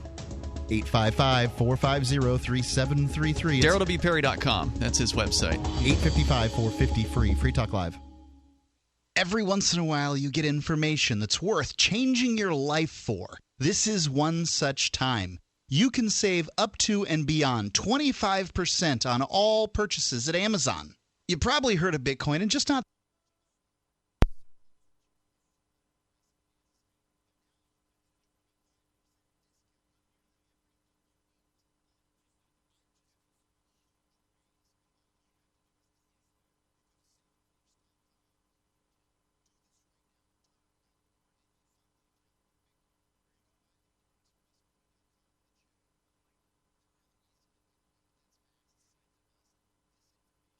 You changing the way you do things.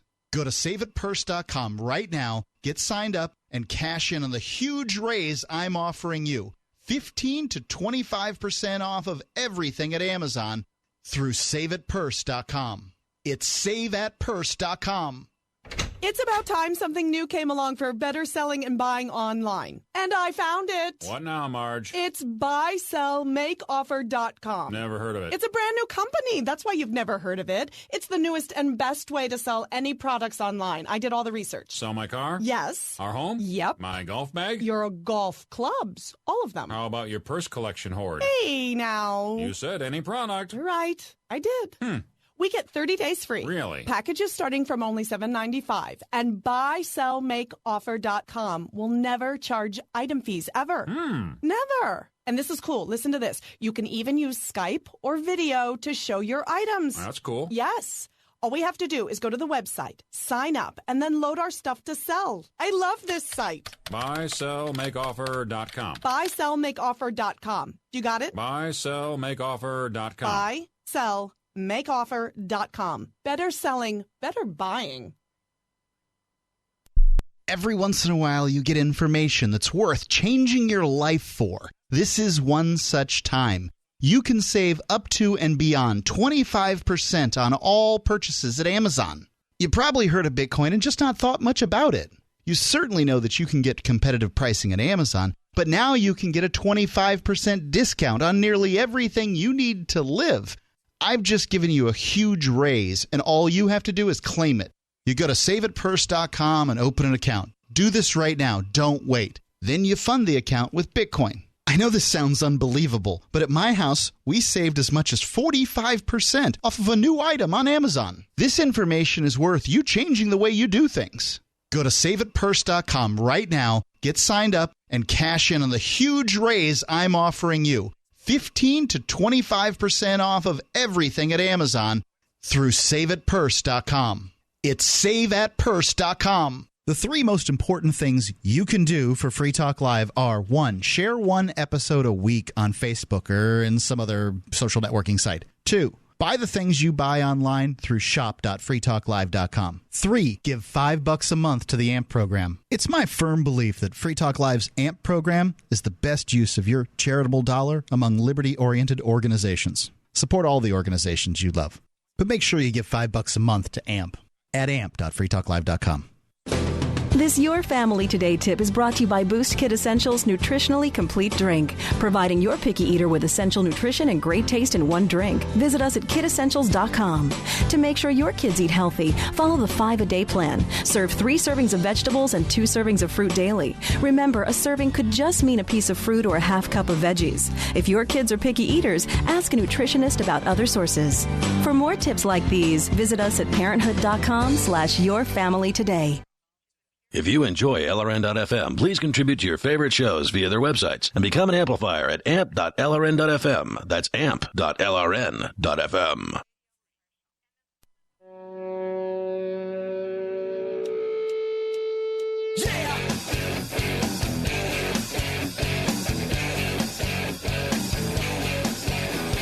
Free Talk Live, the live Sunday edition, the live Easter edition of the show. It's Mark with you. Hey, I'm Ian. And you can give us a call at 855-450-FREE. That's 855-450-3733. We've been informing you of when you can leave your kids at home alone. Now, I did yesterday, my son, 8 years old, wanted to stay home alone. And well, when do you do that?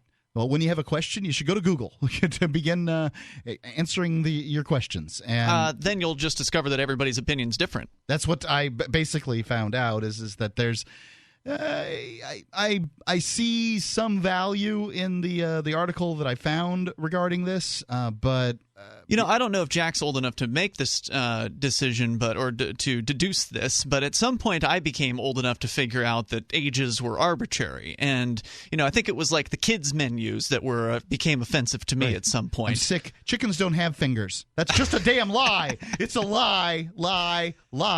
Elbow macaroni. There's no elbows in here. Well, I think it was, at some point, okay, I don't want to be relegated to the kids' menu, and why should I be, et cetera, et cetera. Like, what's the difference between being 13 and 365 days and 14? Now, all of a sudden, I'm qualified to eat off the adults' menu, that kind of thing. So I think parents really like you to eat off the kids' menu because I think it's a bit cheaper. Yeah.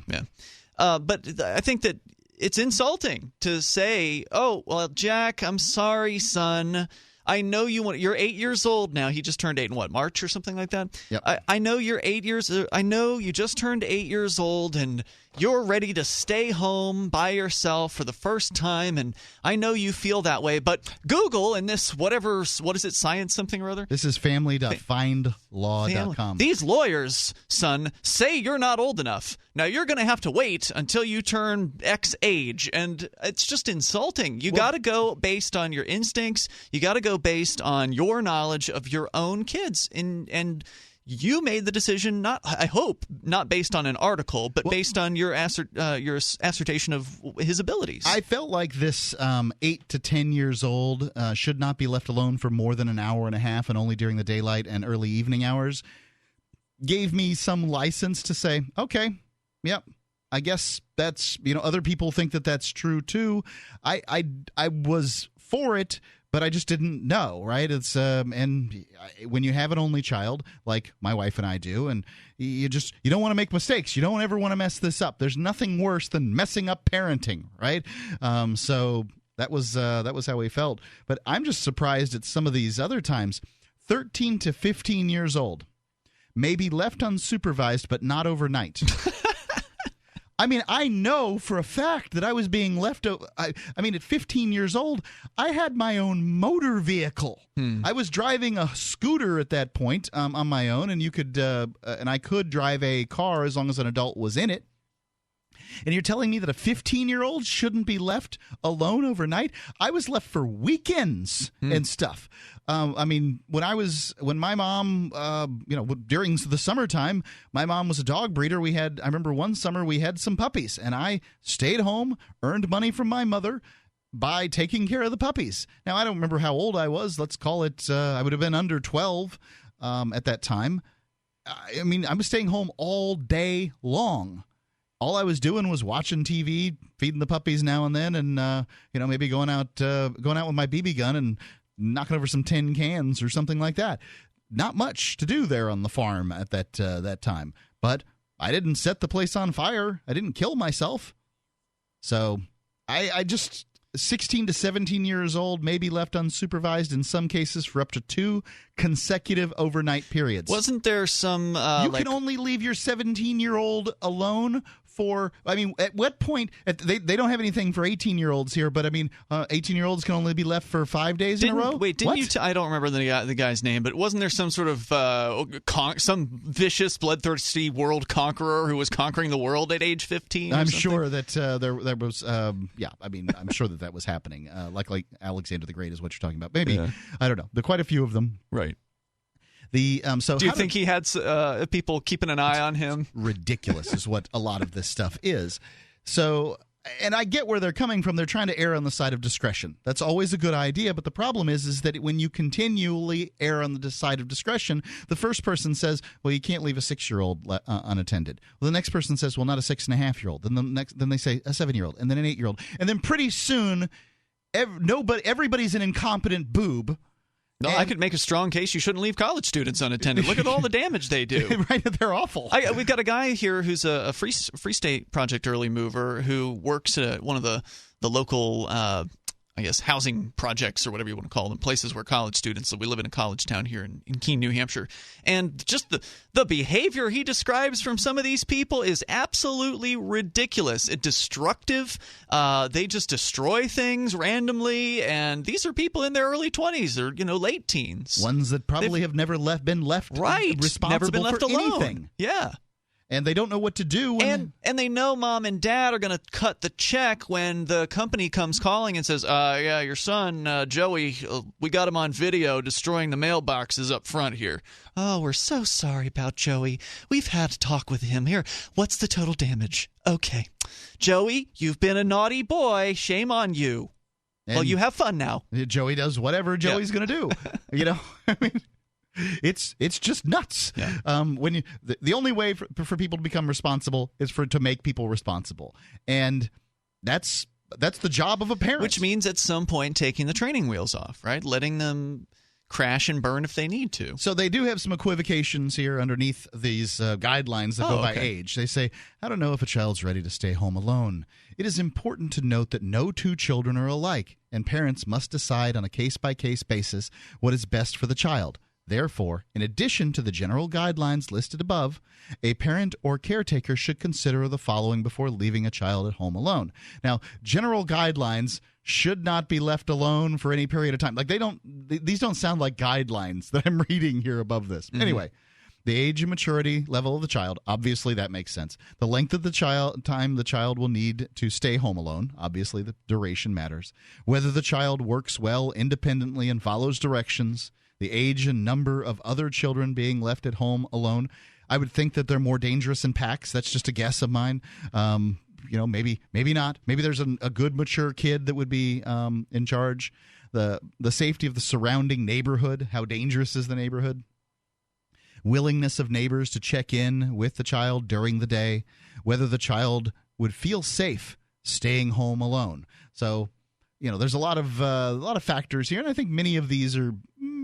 These are legitimate things to consider, but when you toss out ages, it gets dicey because you don't know what whether a kid's going to be qualified or whether they were qualified a long time ago. And I think that's the biggest detriment to society here. By and large, we are creating a generation. The following generations will be incompetent until they destroy the country and we have to rebuild, and then they have to be responsible for their behavior again. Well, they've got to have a safe space, Mark. You want some tips, or you want to move here? Finally, well, I mean, let's hear from other people out there. I mean, maybe you want to relate to us your experience with either being a kid and what level of responsibility you were allowed to have. Because everybody's heard the story of, we used to carry rifles to school when we were in elementary school, right? That was before my time, but I've heard those stories. The toll-free number is 855-450 for maybe you're a parent today, and you can share how far you've let your kids go.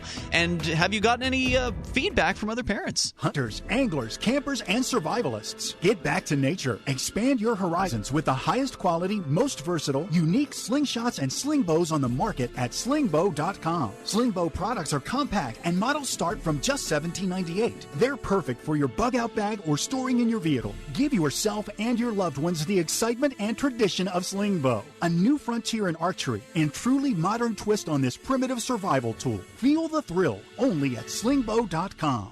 Don't know what's in your drinking water? Better get a ProPure. With the Pro 1G 2.0 all-in-one filter, remove over 200 contaminants, including fluoride and lead. Taste water the way nature meant it to be. Clean, crisp, and refreshing. See the complete line of ProPure water filtration products. There's a ProPure system for you. Visit your authorized ProPure dealer for details on our current free shipping special or ProPureUSA.com. That's ProPureUSA.com. Money, power, and respect are all yours at CreditSuccessSecretsRevealed.com. Be seen as an industry leader.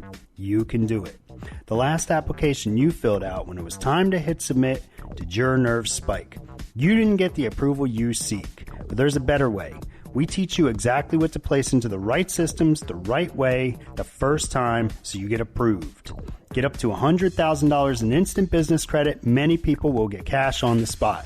Use those two tools in your new corporate credit engine so you can walk into the bank and get your project funded today. It's all about today at CreditSuccessSecretsRevealed.com. Credit Success Secrets Revealed is explosive and ignites instant results. Dial 1-800-707-8719. That's 1-800-707-8719. 1-800-707-8719. Or just go to CreditSuccessSecretsRevealed.com. Are you a political activist who does things that the government might not like? Then this free ebook may save your life. Rats is your guide to protecting yourself against snitches, informers, informants, agents provocateur, narcs, finks, and similar vermin. Rats was written by OG libertarian Claire Wolfe. Rats is a short book, easy to read, and available free in many formats. Download Rats free at rats-nosnitch.com. That's rats-nosnitch.com. You can listen to Free Talk Live on the radio, podcast, satellite, webcam, and our live streams. But did you know you can listen to Free Talk Live from any phone, anywhere? Add this number to your phone, 213-493-0308. It's a long-distance call, so make sure you're familiar with your phone's calling plan. The listen lines are airing the latest episode of Free Talk Live 24 hours a day, including our live shows. Call 213-493-0308. That's 213-493-0308. Understanding your credit score is the first step towards managing and improving it. This is Charlie Sundstrom with your Van Dyke Mortgage Minute. The most influential component of your credit score is your payment history. Almost equally as important is the amount you owe on credit accounts. Also impacting your score, but to a lesser degree, are the length of time you've utilized your credit, the number of new accounts, credit inquiries, and your various types of credit accounts. To help achieve or maintain a healthy credit score, have a system set up to assure your bills are always paid on time. Don't max out your cards. It's better to have a high credit limit with a low balance. Never close old accounts. The age of these can actually help your credit score. But don't be afraid to use your credit. You need several accounts in order to have a credit score. Just keep the corresponding payments within your means. For your mortgage pre-approval and refi needs, start by visiting VanDykeMortgage.com. Corporate NMLS 3035. Van Dyke Mortgage is an equal housing lender. Charlie Sundstrom, NMLS 134251. You can watch the LRN Studio Cam and chat with other listeners anytime at cam.lrn.fm. That's cam.lrn.fm.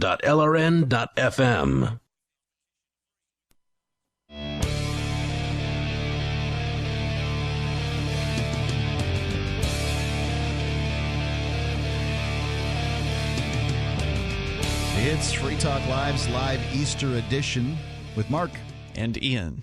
The number's 855-450-3733, 855-450-FREE. And we were just talking about the ages that you can leave kids home alone, and you're certainly welcome to call in and comment on that at 855-450-FREE, or LRN.FM is our Skype username.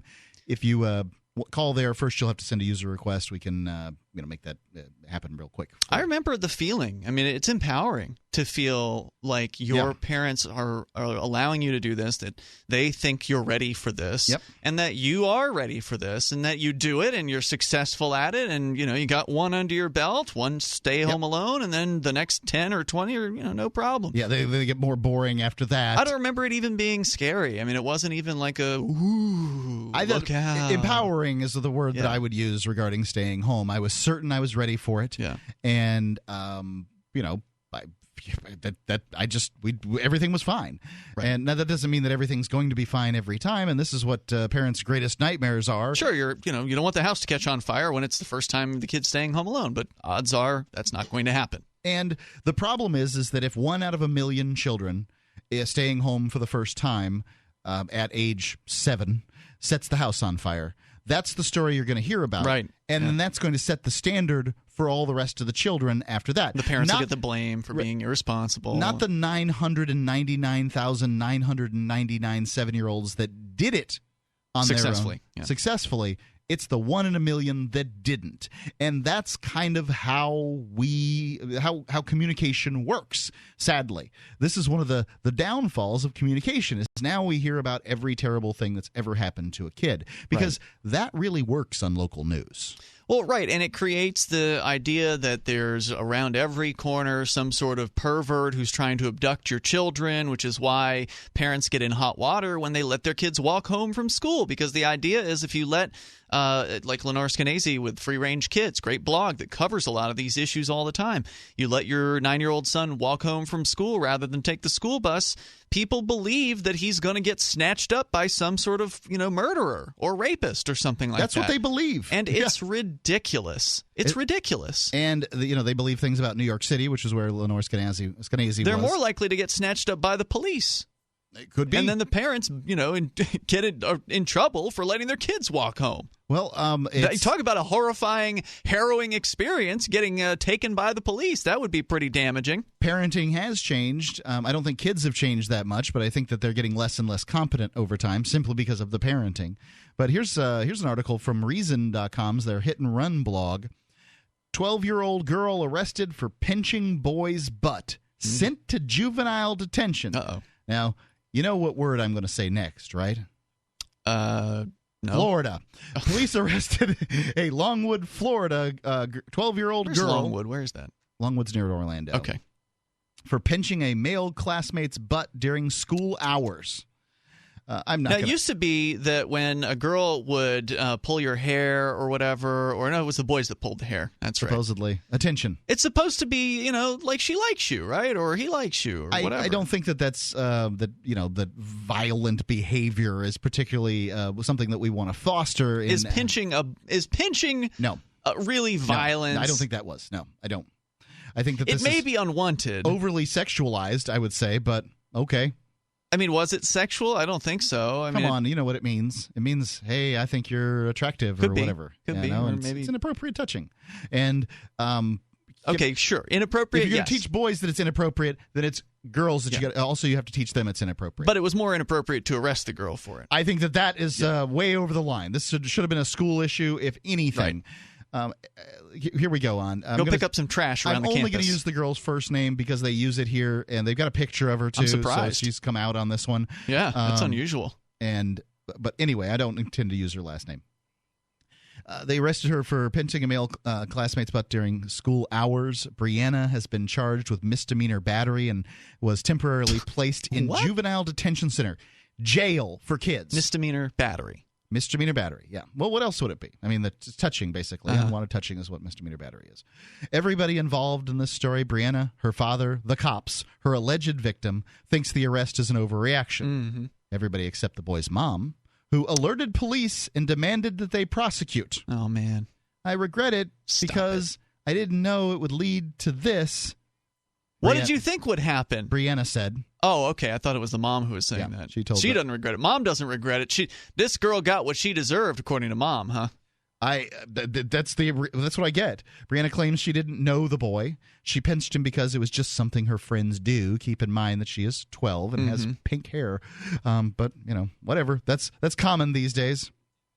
The school resource deputy That's the officer who patrols the school, didn't charge her with a crime because the boy didn't want to press charges. Instead, Brianna was suspended. But the boy's Until mother, mom. yeah, Okay. the boy's mother insisted to police that he was the victim of battery, and so they had no choice but to arrest Brianna, and she was Mirandized, and put into a patrol car. They took her mugshot and booked her into juvenile detention. Wow, this is kid jail. Yep, this little girl went to kid jail, or this young lady went into kid jail for butt pinching. Is it inappropriate? It's inappropriate. Where, by the way, in many of these jail facilities, a lot of these young people are abused by the guards in much more horrific ways than whatever it was that got them into the facility in the first place. I'm not saying that happened in this case, but it certainly could have. And sometimes this begins the spiral. If a kid gets put into jail, then they feel like this is the only place for me. Not obviously for every kid. Some kids it can scare straight, but I think that the notion that these prisons are somehow a good way to get kids to behave. Well, if that was true, put them true, in with bad behaving kids, right? That's going to help. Right. Let's take bad kids, put them with other bad kids, treat them badly, and see how they do. But if that was true, then 85% of adults in adult prison wouldn't be going back to prison, and that's what the numbers are. That at least I have been told the recidivism rate for adults in adult prison, non-first-time offenders. Well, apparently the government isn't that good at this, and they need to rethink their systems. Yeah, it would seem to me the appropriate way to handle this would be to call in the parents, have one of those parent conferences with the administrator or the teacher or maybe even the other parents involved, and then explain why it is that touching someone without their permission is not an okay thing to do, and that if you were to do the same thing and when you're older, you might end up getting criminally charged for something like that because this is school and we're learning about how to interact with one another. That's the idea. You're just going to have to go and pick up the yard. Go ahead and pick up a bag's worth of trash from big decent sized bags worth of trash from around the school property. That's your punishment today, young lady. Wouldn't be a bad idea. Yeah. Brianna's actions were wrong. She should not have said. Oh, I'm sorry. I skipped a paragraph here. The state attorney said that Brianna will have to complete community service, submit to drug tests, and take classes. If she does all those things, the charges You must have been high. You pinched someone. They'll be dismissed. So she's, the arrest is on her record, but she's not actually found guilty of them. Insulting. You've got to submit to a drug test at age 12 because you pinched somebody? I mean, don't worry, we all will be soon. Shouldn't drug test, and yeah, there are schools where they are just, randomly picking students for drug testing. But look, I don't support the idea of drug testing in general because I don't think drugs should be illegal. But if you're going to have drug testing, shouldn't it be relegated to people who, are accused of abusing drugs? Well, that's just what we do. We just make it so that everybody's used to being urinalysis all the time. It's crazy. It's crazy. Brianna's actions were wrong. She should not have violated the boy's personal space. And you know what? I'm sorry to interrupt, Mark, but when you get drug tested, there's usually someone watching you. You don't just get to go into the bathroom and pee by yourself into the cup. Somebody watches you because they know there are people who want to, actual drug users that will fake it, who will try to fake it. They'll put a little pee pack inside their pants or their underwear, and then that's warmed up, and so someone else's urine is in the pack, and then they try to dribble that into the cup. You've got to have someone watching to make sure that doesn't happen. It's an embarrassing thing to have someone just watch you like a hawk as you're trying to go to the bathroom. That's certainly a possibility in this case. They don't always do that. Sometimes they'll just send you into a bathroom where you're by yourself. Okay. It doesn't happen. They didn't do that to me in jail. Consistency isn't there isn't consistency with these things, so you just don't know. But it's Free Talk Live. Tell you more about that. Are you suffering with hearing loss? Are you sick of people constantly complaining that your TV is too loud? Are you tired of asking people to speak up? Would you like to hear more clearly, but you don't want to wear a hearing aid that makes you look old? Then you need to try Listen Clear, a life-changing breakthrough precisely designed by top audio engineers to fit your ear almost invisibly. And you can adjust Listen Clear to find the perfect way to hear everything, wherever you are and whatever you're doing. And right now you can try Listen Clear absolutely risk-free with free shipping. We'll even give you free batteries for life. So call now, 1-800-719-9349. Listen Clear is lightweight and completely hassle-free, and it's practically invisible. Call for your 100% risk-free home trial with free shipping and free batteries for life. For free information, call now. 1-800-719-9349. That's 1-800-719-9349. 1-800-719-9349. As if chlorine in our water weren't bad enough, now they're adding ammonia? It's true. Some municipalities are now adding ammonia plus chlorine to your water supply. It's a disinfectant called chloramine. But with a trusted Big Berkey water filter, you can keep chloramine out of your water. New NSF EPA certified lab tests show EPA Berkey water filters remove chloramines, pharmaceuticals, BPA, pesticides, bacteria and viruses, all forms of fluoride, and much more. Big Berkey water filters are the original and most trusted on the market. The gold standard in water purification. And our filters last for years at less than 2 cents per gallon. Big Berkey, the one that's powerful enough to purify stagnant pond water. Get your Big Berkey today. Call 1-877-99-BERKEY or click BigBerkeyWaterFilters.com. That's 1-877-99-BERKEY. Big Berkey Water Filters, for the love of clean water. The Free State Project has reached its goal of 20,000 liberty lovers who've pledged to move to New Hampshire and get active to achieve liberty in our lifetime. Perhaps you're trying to figure out what part of New Hampshire should be your destination.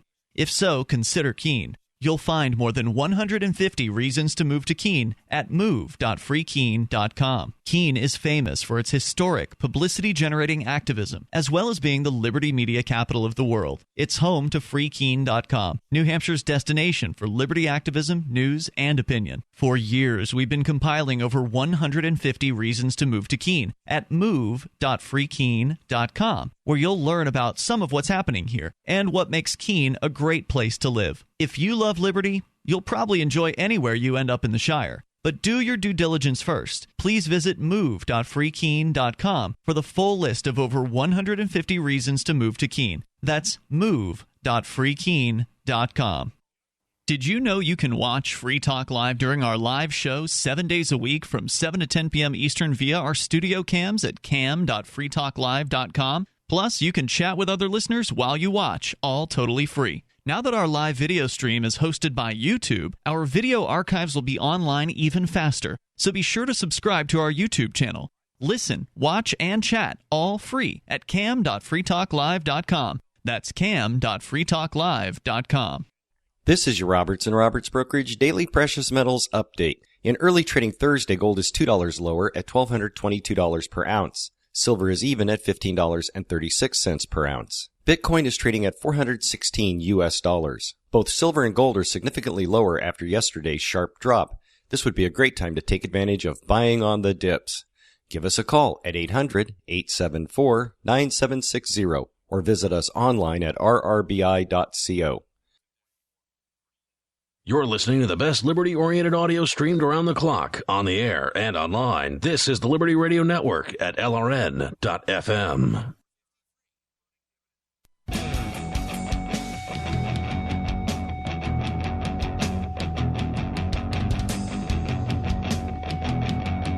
I think it's evidence that America's gone crazy, frankly. What is?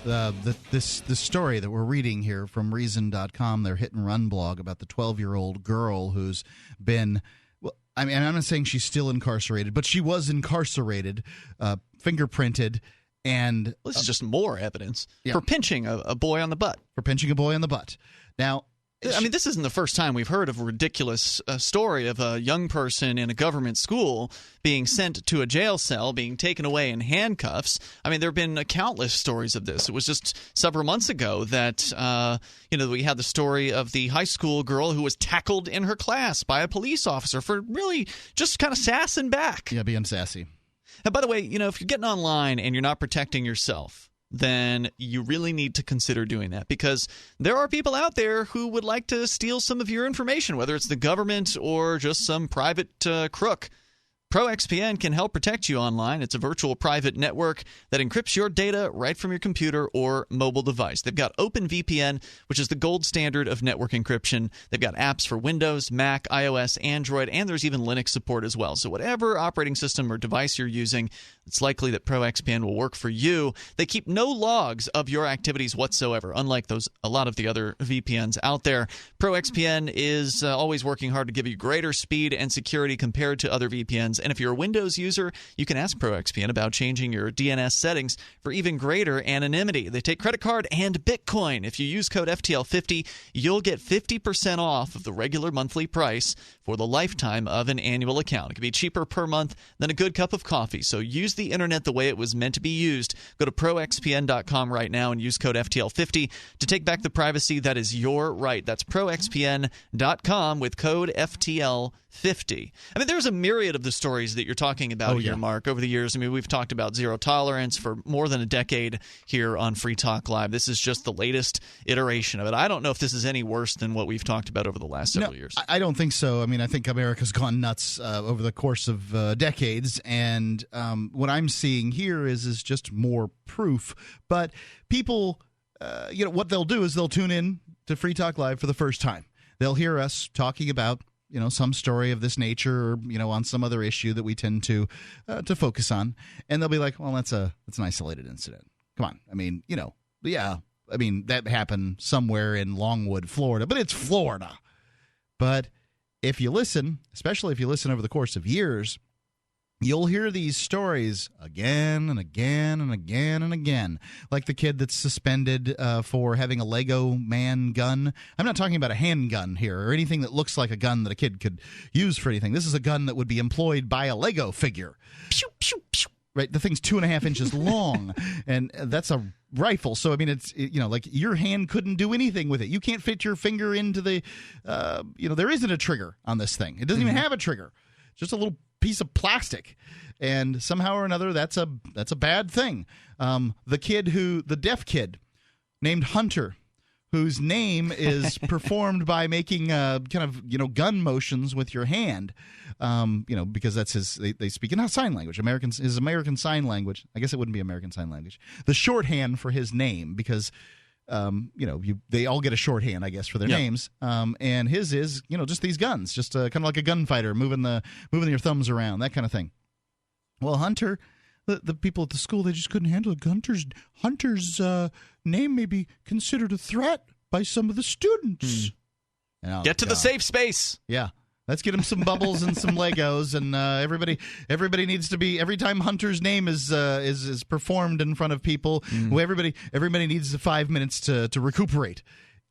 I mean, Hunter, we're going to need you to change your name in order to go to school with us. That's basically what they said. I don't think they made him. We're going to make him, but they were really trying to get it to happen.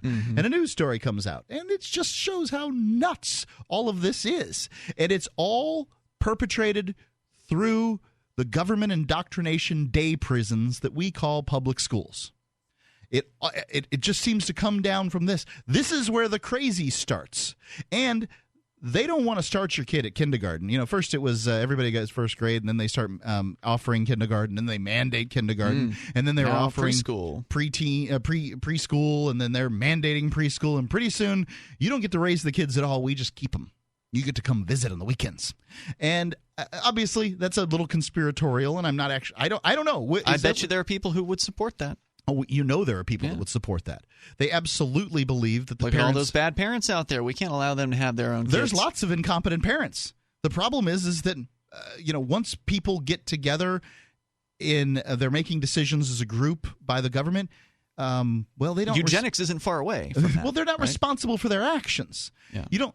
In this case, you won't find this. These school officials aren't going to be held and responsible for the fact that the cops were even allowed to be called in. Well, now wait a minute. It was the mother who called the police. It's true, but do you think that the police should have said, "Sorry, lady"? I mean, is anybody in the government here going to be, "Sorry, lady, this happened on school. This is not our jurisdiction." You're right. They could. And the police, a lot of times the police, some people give them a pass. It's like, oh, well, they're just doing their job. Well, no, the cops can use discretion. Every individual officer has the ability to use discretion in almost every case, unless someone in most. Now, this isn't legal advice, but it's my understanding that unless someone commits a felony in front of a cop, that cop can use discretion pretty much. So if that cop had gotten the call and came to the school and then realized what this was actually about, he could have said, "You deal with this. I've got things to do." Right. There's criminals for me to go catch, not little girls who pinched a butt, who committed what they call a minor battery here, a misdemeanor battery.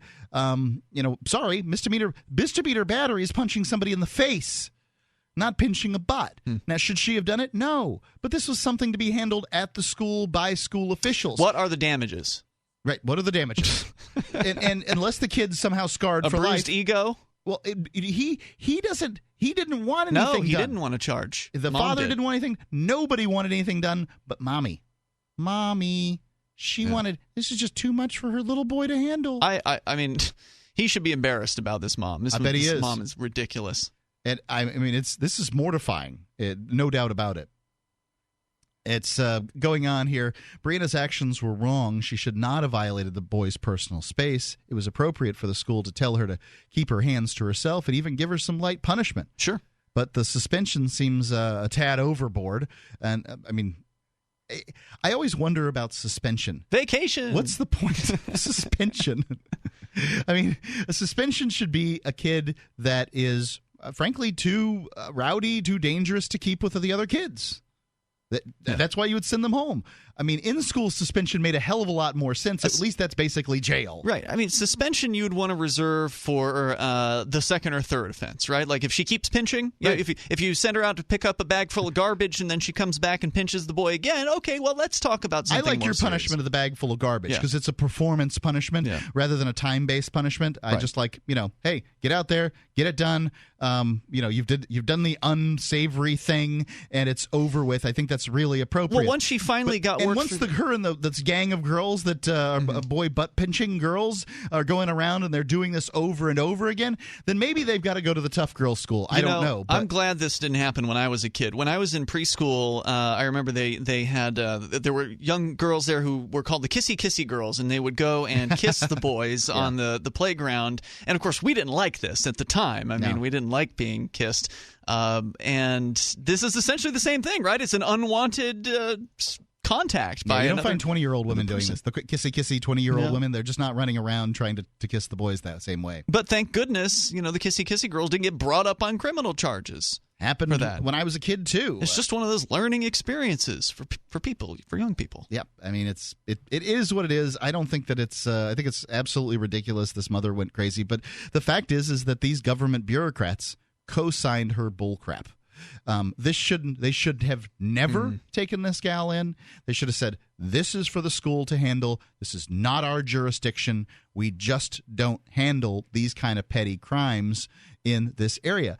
And if this happened to you on the street, is that what you want? Is you want somebody taken to jail for butt pinching on the street? No. It's not appropriate. I think it's a compliment. Hey, thanks. Well, I think males and females tend to look at these things differently. Sure. But, it shouldn't be happening. If it happens over and over again, I think this is, somebody needs a talking to, maybe a light punishment. But, what is this teaching? It's not teaching anything. Well, it teaches that you go to the government when you've got a problem and they'll solve it with violence. Ultimately, if she had refused to go to a juvenile detention center, certainly violence would have been visited upon her. Violence was what brought her to the juvenile detention center, because probably she would have liked to have just gone home or gone to the playground or something. This isn't about violence. This is retaliatory force that is in too large of a measure. She used violence on somebody else with butt pinching. Now, it's very light violence, and it's of a sexual nature, but it's the inappropriateness of the punishment to me. Punishments are supposed to fit the crime. The Founding Fathers were very clear on that. The number is 855-450-FREE. That's 855-450-3733. Free Talk Live. Are you searching for your soulmate? Someone you can trust, who will never betray you? Or cooperate with the NSA? Stop searching. With EasyDNS, you found a keeper. EasyDNS does it all. Domain names, web hosting, and managed WordPress hosting. EasyDNS stands up for your internet freedom. And with servers in Canada, they do not cooperate with the NSA. Go to EasyDNS.com. You'll love their services or get a full refund. They guarantee it. And they accept Bitcoin. That's EasyDNS.com.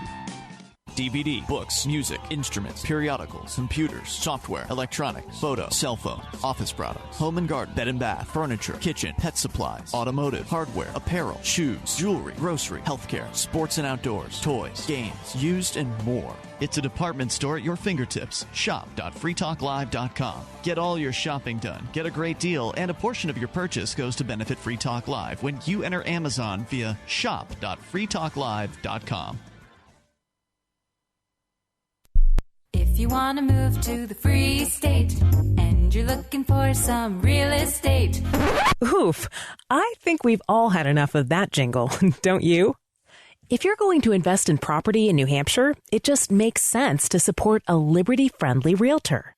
Call Mark Warden of Team Porcupine Real Estate for investment property or rentals in the Free State. Or visit his website. Come on, you know it. PorcupineRealEstate.com. LRN.FM is proud to announce our official listening apps for Android and iOS devices. Now you can easily tune into our streams anywhere, anytime on your smartphone or tablet. Just visit apps.lrn.fm or search for LRN.FM in the Android or Apple app stores. Please download, rate us 5 stars, then share the link on your social media and let your friends and family know how you're listening to LRN.FM.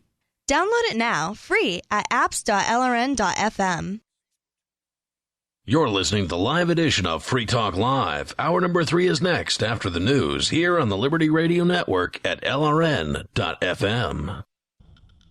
From Keene in the Shire, the Liberty Media capital of the world, this is Daryl W. Perry, host of FPP Radio News for Sunday, March 27th, 2016. Silver is trading at $15.20 per ounce. Gold is valued at $1,217 per ounce. And according to BitcoinAverage.com, the average price of Bitcoin is $421. Antiwar.com reports last year's preliminary Afghan peace talks quickly fell apart after the Afghan government revealed that Taliban leader Mullah Omar was dead for years, and a divided Taliban leadership had no choice but to abandon the talks. The Afghan assumption seems to have been that this would weaken the Taliban's negotiating position, but as the Taliban is gaining growing amounts of territory, beating the Afghan military across Helmand province, there is less and less leverage for getting the Taliban back on the table. Indeed, the whole reason the first round of talks happened was because Pakistan pressed the Taliban leadership, which was largely operating out of Quetta. As the Taliban gets more territory of its own in Afghanistan, Pakistan has less and less say. Getting the Taliban back to the negotiating table now is likely to involve more concessions towards them, and even then will rest on how well Mullah Mansour, Omar's successor, is able to handle the ongoing infighting with rival commanders. Bitcoin Not Bombs is a launching pad for nonprofits and social entrepreneurs into the financial freedom of the Bitcoin economy. Bitcoin Not Bombs offers premium publicity campaigns designed to facilitate an organization's adoption of Bitcoin as a payment system. Bitcoin Not Bombs is fully committed to being the hub of the nonprofit sector of the Bitcoin economy, maximizing the potential cross-promotion of all our clients and commercial partners. To learn more, visit bitcoinnotbombs.com.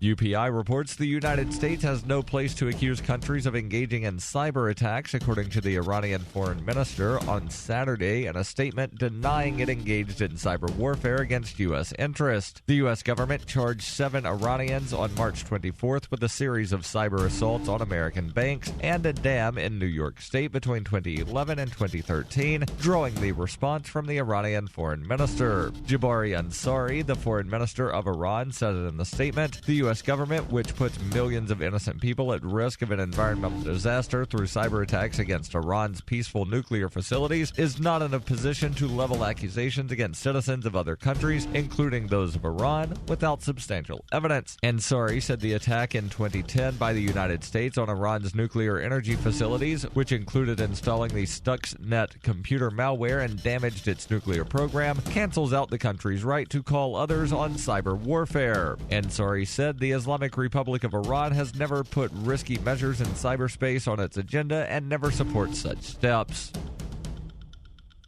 For nearly 40 years, Roberts & Roberts Brokerage has been a trusted source for buying and selling precious metals like gold and silver. They also take Bitcoin for precious metal purchases and have permanently removed the minimum purchase amount for all orders paid in the digital currency. Call Roberts & Roberts today for knowledgeable advice on buying and selling precious metals and a forward-thinking approach to new technologies. 800-874-9760 or visit online at rrbi.co.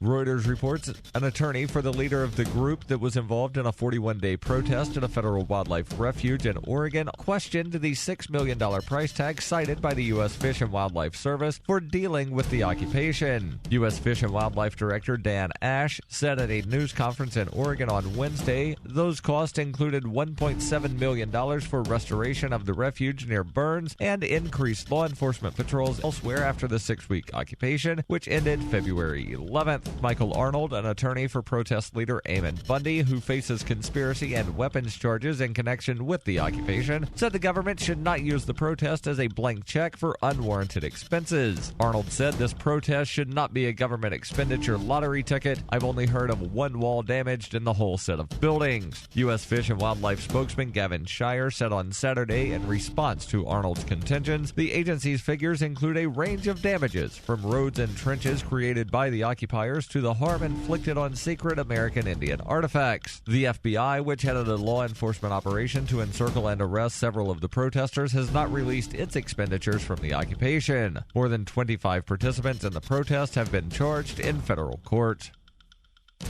This has been FPP Radio News, online at fppradio.com. After vetting the 37-year-old for factors such as looks, screen presence, and film credits, Hollywood insiders unanimously agreed this week that area man Dennis Kiernan lacks the sheer star power necessary to carry a major motion picture. Industry experts spoke to reporters today about the Charlottesville, Virginia resident, who they say just doesn't have what it takes to crack into the A-list. Love him or hate him, I think we can all agree that Dennis Kiernan is not a bankable star.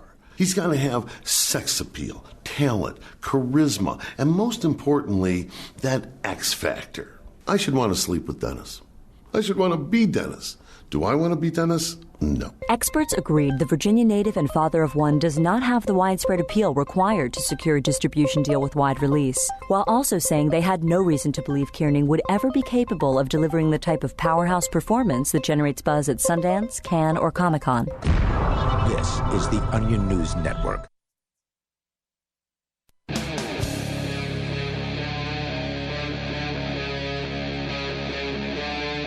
Free Talk Live. It is Free Talk Live. It's the live Easter edition. You can call in and talk about whatever's on your mind. This live edition of Free Talk Live. It's Mark with you. Yep, I'm Ian. We believe that you deserve live content 365 days a year and one more day on leap year. It's what Jesus would want. I don't know if Jesus really cares about it, but nonetheless, we're providing it for you. So, yeah. Let's talk about a different kind of kid, because we've talked about students and government schools and outrageous zero tolerance nonsense. What other kind of kid is there? A baby gator. Not a kid. It's no, a pet. But she dresses him like one. There's a woman in Florida who has herself, she has a pet gator, and she's now fighting the government in hopes of being able to keep him. Okay. You can't have a pet gator? I thought they used to sell these things as pets. Are you kidding? Yeah. No. When the hell was this? Yeah, back in the day, it was. I mean, that's the whole myth of alligators in the sewers in New York, is that people would get them as pets, and then they get too big, and they'd flush them, and that's how they get down there. Sounds like a myth. Yeah, I don't know if that's true. Well, I remember, when you and I both grew up in Florida, Mark, and I remember there was only one person. Two people over the 26 years that I spent in Florida that I ever knew that had a gator, that actually owned a gator. And I don't know how legal it was for them to own those gators back then. I suspect it was not. One of them was a fireworks store that kept a gator at the store for whatever reason, and another one was a drug dealer. All right. Yeah. So I'm pretty sure the drug dealer, did not legally have that gator. They had a fireworks store in Sarasota, Florida? I don't know if it was in Sarasota. It might have been Bradenton or something like that. But I remember specifically, it was Lips. It was called Lips. That was the name of the place. Okay. I'm surprised you don't remember it. I don't remember fireworks being legal. Anyway, we had to get them. We had to go like South Carolina or something. Whenever we drive back, we'd get some. In Florida's public schools, this story from Vice.com, children are taught what to do if they need to outrun an alligator. Laugh all you want, but it's an important skill to have should you ever find yourself in the state's famous swamps. Every so often you hear about people being eaten by gators. Presumably, those poor souls did not pay attention in class. And in case you're wondering, you're supposed to run in zigzags because the reptile's tiny legs apparently get all jammed up trying to constantly change direction. And I remember I don't know if I was taught that in school. I don't recall that being part of the curriculum, but I do remember hearing at some point when I was living down there that's what you're supposed to do is zigzag. I don't recall ever being scared of the things. God, I definitely did not want to encounter a gator. I was raised there, out in the country, and we hunted gator. Did you? Really? Yeah, absolutely. They taste like chicken. Huh. I have eaten some gator. Chicken. Yeah, it was good, actually. I remember having like fried gator at the Oaks Barbecue in Sarasota. You like chicken? Yeah, a little rubbery. Like little rubbery. It's a little tough. But yeah, I remember being a kid at summer camp in Florida and canoeing down the Alligator River and canoeing right over top of multiple gators on multiple occasions, and that's kind of a scary situation. I can see why that would cause you to pucker a little. Yeah, especially if you don't have a gun with you or something like that. You're 10 years old and you're slowly going literally an inch over the top of this thing that is much larger than you and could probably swallow you in relative short order. I'm more concerned with 10-year-old you with having a gun than I am with the gator. Or then they do the death rattle or whatever they call it, where they flip, they spin around, and they tear your arm off. Rattle, yeah. What do they call that? Roll. Death roll. That's what it is. Anyway, through a healthy fear of gators though a healthy fear of gators is instilled in every Floridian, Mary Thorne grew up to love them. In fact, she loves them so much that about a decade ago, she decided to adopt 5 of them. 5. 4 of them died, but one, named Rambo, remained. Apparently, she's not very good at this, all right? Today, he's grown to a robust 125 pounds. Too big, says the Florida Wildlife Commission for Thorne's property. She insists, however, that taking him away from her would do more harm than good, and her dispute with the Wildlife Commission made national news recently, possibly because of her habit of dressing Rambo up like a person. I've seen some pictures of Rambo like on an ATV and at work at a desk, and Rambo certainly he's tiny. Nice. He's a tiny gator. Like if she's had this guy for 10 years, he's definitely I thought it was 5. I'm sorry, did I say 5 years? Well, anyway, a decade ago. It says a decade ago she adopted 5 of them. Okay. So if she's had this thing for whatever, it's 5 years or 10 years. I wouldn't have guessed that was a 10-year-old gator. No, he's tiny for a gator. I mean, gators can be 6-8 feet long. They can be 14. On the low end, yeah. Anyway, so he's only 125 pounds. He's like a little boy. Anyway, she insists that taking him away would actually hurt him. To learn more, the Vice editor here called up Thorne to hear all about how she trained Rambo and how he acts around her dogs. So here we go. How about that? This is interview format. Vice asks, why do you love gators and why did you decide you wanted 5 of them? Mary says, my brother owns a fish pond, and whenever gators get in his pond, I would get him out. I was just a tomboy. I love the animals. You want me to describe why I decided to adopt the gators? When we had a gator in our pond out where I grew up, we shot him. Oh, yeah. Whatever happened, she says, or what happened was somebody had taken them out of the lake and had tried to kidnap them and keep them illegally. They were confiscated by officials down here, and they were brought to the place where I worked. They were in a 10-gallon tank for the first 4 years of their life in a dark closet. So nobody knew what to really do with them, so I just took them under my wing and I raised them. My boss brought them to me. He got them from the Florida Wildlife Commission, the very same group that's now trying to take him from her, and they didn't know what to do with them. Question, how do you train them not to kill you? Yeah, that would be a concern. You would think that these things, they have a powerful bite, and even some kind of mistake. They have really tiny little brains. I don't trust these things at all.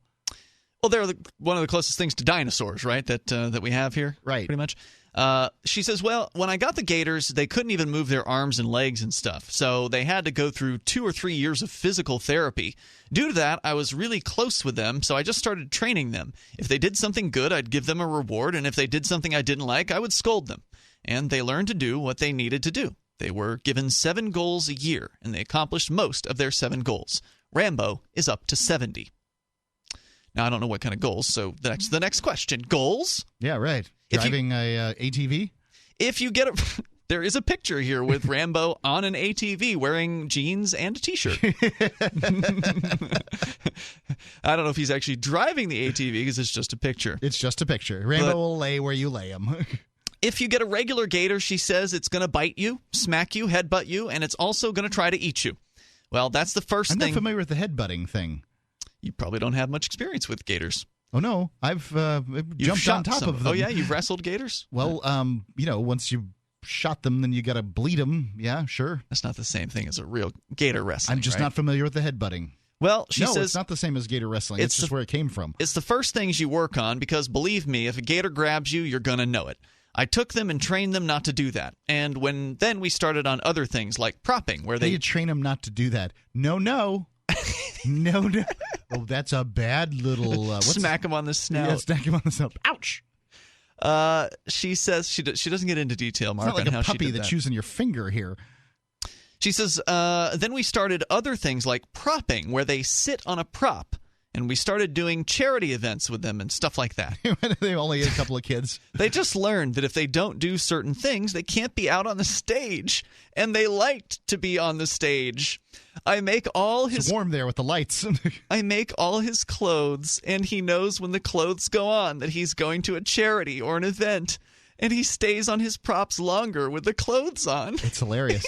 It's just really, really funny. Rambo likes to be hugged, she says. He's a big hugger. If you hug him, you've made his day. Or if you scratch him right under the chin, you've got a new best friend. When he really likes it, he'll latch onto your ear and not let go. Next question. How does he get along with your dogs? Yeah, that's a really good question. Well, actually, he'll lay on top of them to watch TV. If they're just laying there, he'll go put his head up on them and watch the television. He uses them as a pillow. When the dogs are playing around and wrestling with one another, he tries to get into it. He thinks that he's a human. Next question. Do people... And then there's a picture of Rambo sitting at an office chair, just leaning over a keyboard, wearing what appears to be some sort of a shawl or towel or something. That's this propping thing they're talking about. I guess the question here with Rambo really is, should people be able to take wild animals and tame them and keep them as pets? I say yes. It's your risk. It's your arm. You should be able to risk it. I don't believe that any of us taxpayers should have to pay for this woman's medical bills That much is Rambo true. tries to tear something off. There's more about Rambo coming up. 855-450-3733. Free Talk Live, 855-450-FREE. I'm Steve Sidkowski, a former Wall Street insider. Right now, I'm holding a book that could change your life. It will show you investing strategies which could help you earn the kind of money you've always dreamed about. And right now, I'm giving this book away for free. So who needs to read it? If you're in the middle of your career and you worry you'll never have enough money to retire, you need to read this book. If you're already retired and your income isn't enough, you need to read this book. And if you don't want to be selling burgers at the age of 80, well, you need to read this free book. The reality is, you'll need at least $1 million to ever fully retire. If you're behind on that goal, you really need to read Trade Like the Pros. And you can for free by calling 1-800-656-9549. Are you skeptical that it will deliver results? It's a free book, so what do you have to lose? Find out how at 1-800-656-9549. That's 1-800-656-9549. 1-800-656-9549. My computer is so slow, it's making me crazy. I used to have that problem. Did you quit using a computer, or did you buy a new one? No, I called Geeks On Site. They made an appointment to visit my home and showed up the same day. You mean they didn't ask you to bring your computer to a shop? That's what happened when I called a support company. Geeks On Site can go to your home or business or even repair your computer online. They have 24/7 emergency service. If you are having problems with your PC or Mac, call Geeks On Site, 1-800-591-1682. Our friendly certified computer repair experts are available 24/7. Call now for a free diagnosis, 1-800-591-1682. Data recovery, virus removal, and maintenance for all laptops, desktops, printers, and networks. That's Geeks On Site for friendly certified computer repair experts, available 24/7 over the phone or in your home or business. Just call 1-800-591-1682. That's 1-800-591-1682, 1-800-591-1682. Arcade City is a ride-sharing app built by drivers for drivers. It's more decentralized than Uber and Lyft. With Arcade City, you can keep all of what you earn. Sign up now to drive for Arcade City at arcade.freetalklive.com. Arcade City was created by New Hampshire liberty activist Christopher David. When he publicized the idea in January 2016, he hoped to recruit 100 drivers by the end of the month. Instead, he blew past his goal with over 1,300 drivers signing up in just 2 weeks. Arcade City is connecting drivers directly with riders and is disrupting the already disrupted transportation industry. If you want to get involved, you can join as a rider or a driver. To ride with Arcade City, visit arcaderide.freetalklive.com. To drive with Arcade City, visit arcade.freetalklive.com. That's arcade.freetalklive.com to drive, or arcaderide.freetalklive.com to ride with Arcade City. The 3 most important things you can do for Free Talk Live are: 1, share 1 episode a week on Facebook or in some other social networking site. 2, buy the things you buy online through shop.freetalklive.com. 3, give $5 a month to the AMP program. You likely buy all kinds of things online. Amazon is the largest online retailer. You can get what you need at the same prices with free Super Saver shipping by going to shop.freetalklive.com. Please do your online shopping at shop.freetalklive.com. Are you tired of governments murdering people around the world? Stop using their money. There is an alternative. Bitcoin is a stateless free market non-political currency. Bitcoin cannot be inflated or controlled by any government. By using their money, you are helping the state. Stop doing it. You have an incredible alternative available now. Learn it, use it, spread it. Get started with Bitcoin at bitcoin.com. That's bitcoin.com. While our satellite channel is free to listen to, it's not free for us. You can help us cover our satellite costs with the chip-in on the right side of the page at lrn.fm.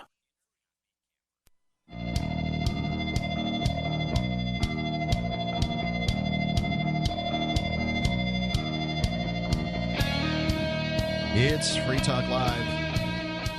The number is 855-450-3733. We're talking about a lady who has... We're talking about Rambo. Yeah, Rambo, a pet alligator this lady's got, and it's he's like a 10-year-old alligator, but he's only maybe 5 feet.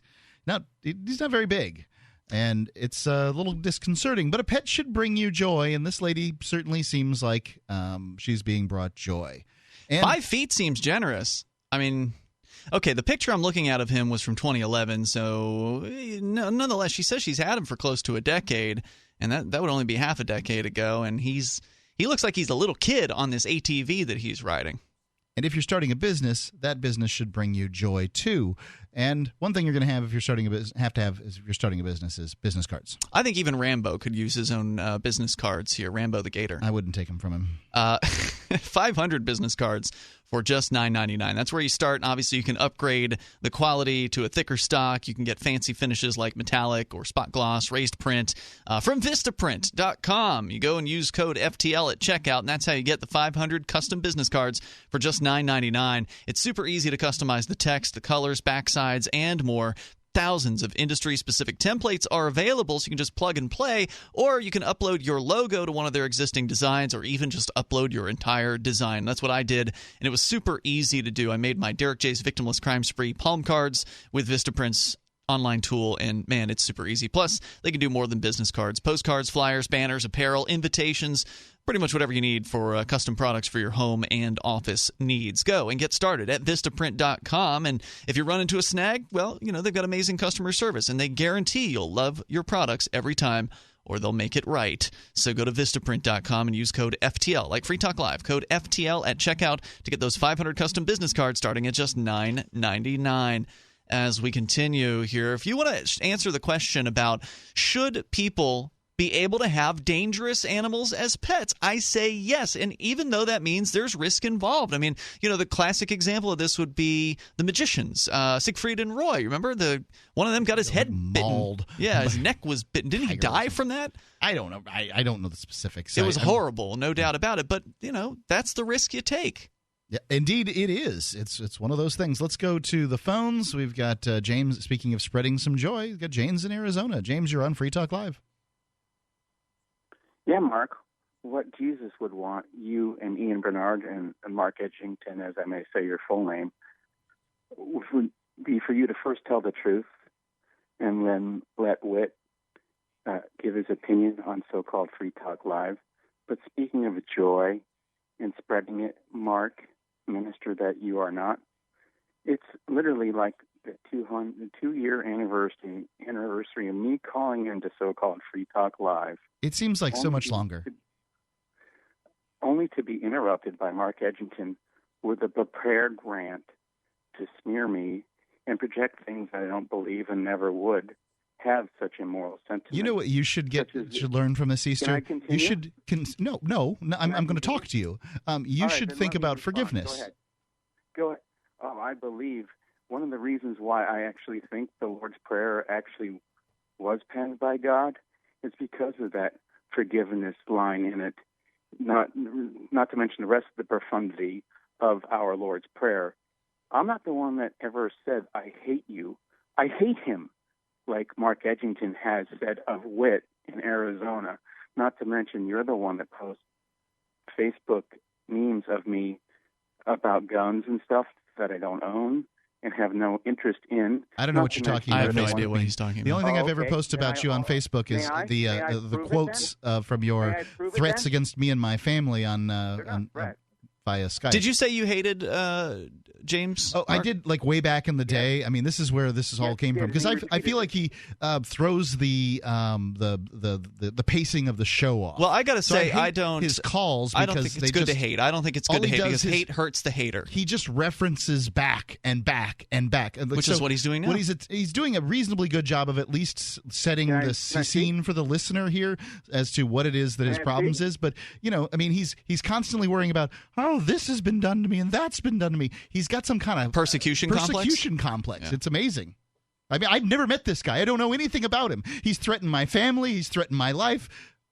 What am I supposed to do with him? Well, I don't think you should hate. I don't think hate is healthy. Anyway, yeah, go ahead, James. Yeah, speaking of references, again, it's the 2-year anniversary after me only having called about 5 times to Free Talk Live that Mark Edgington had a prepared rant based on. Now you're repeating yourself. No, I'm not. Yeah, you are. You already said all that. Prepared rant. You got it. Thanks for the call tonight.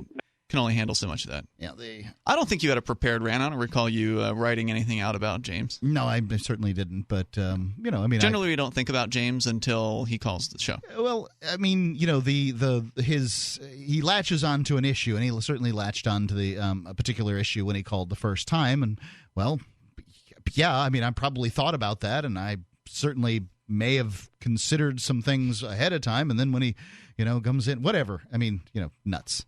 Let's talk more about Rambo, who's far more interesting. The pet alligator who is now being threatened by the Florida Wildlife Commission to be taken his home from his home. Yeah. What are you going to do, toss this guy out on a river someplace? Well, that's and so he's going to get shot? Well, and as she points out here, he's been in captivity for a decade. It's not going to be good. He's not qualified. Right. It's not going to be good to let him out into the wild. And further, if she's been keeping him in captivity for 10 years, then if you're not going to put him out into the wild, you're just going to put him in captivity somewhere else. And why would you want to take him away from somebody who obviously loves him very much and has taken seemingly good care of him? She does charity events with him, and people get an opportunity to see him. Apparently, he gets along with the dogs at the house. I mean, it's crazy. He's never eaten anybody. This is not the life that I would have guessed or asked for in myself or anything like that. But that's one of the things about liberty is you have to be prepared to defend people who seem very, very strange to you. Well, that's right. Liberty is, if you want to be free, you have to allow other people to be free, and that includes the lady that wants to own an alligator. A couple more questions here from Vice.com about life with Rambo, the pet gator. Do people give you weird looks?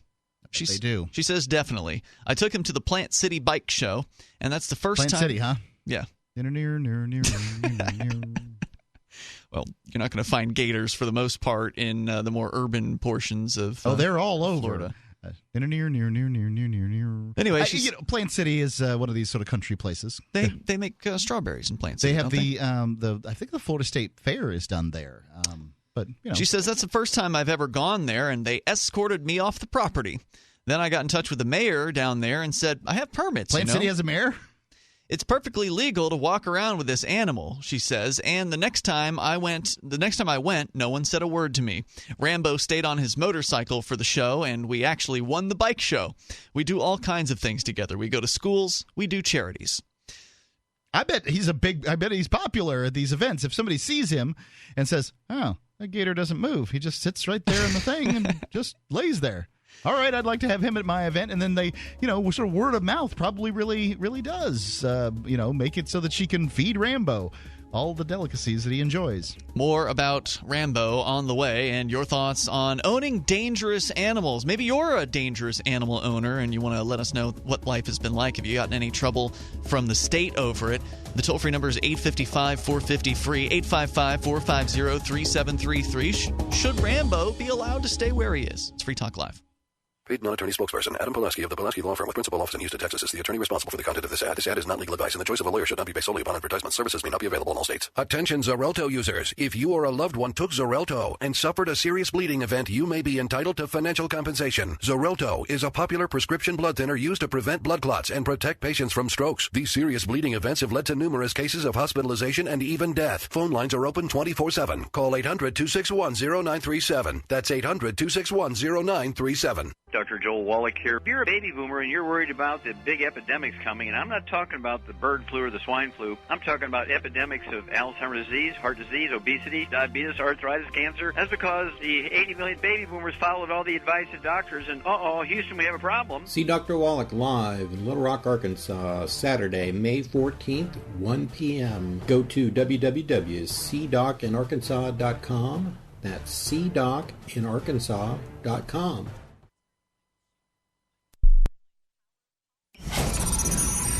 Readers rejoice! This week, Amazon unveiled the Kindle Flare, the latest model of their popular e-reader. The improved device has the ability to loudly and repeatedly announce the title of the book you're reading so everyone knows how smart you are. Breakfast of Champions by Kurt Vonnegut. The hot new e-reader includes a massive catalog of titles, a sleek, easy-to-use interface, and a loud, clear voice that barks the name and author of your book on a loop. Amazon says the repetitive shouting is a small feature that makes a big difference. Readers say that with crystal clear 150 decibel stereo speakers, the Flare provides the most conspicuous reading experience yet. When you're not reading, the Flare automatically switches into bookshelf mode, which conserves power and reads off a list of everything on your Kindle. Blink by Malcolm Gladwell, a confederacy of dunces. And Amazon's competition has also stepped up their game as Apple released a new iPad that whispers, "I have an iPad," over and over again.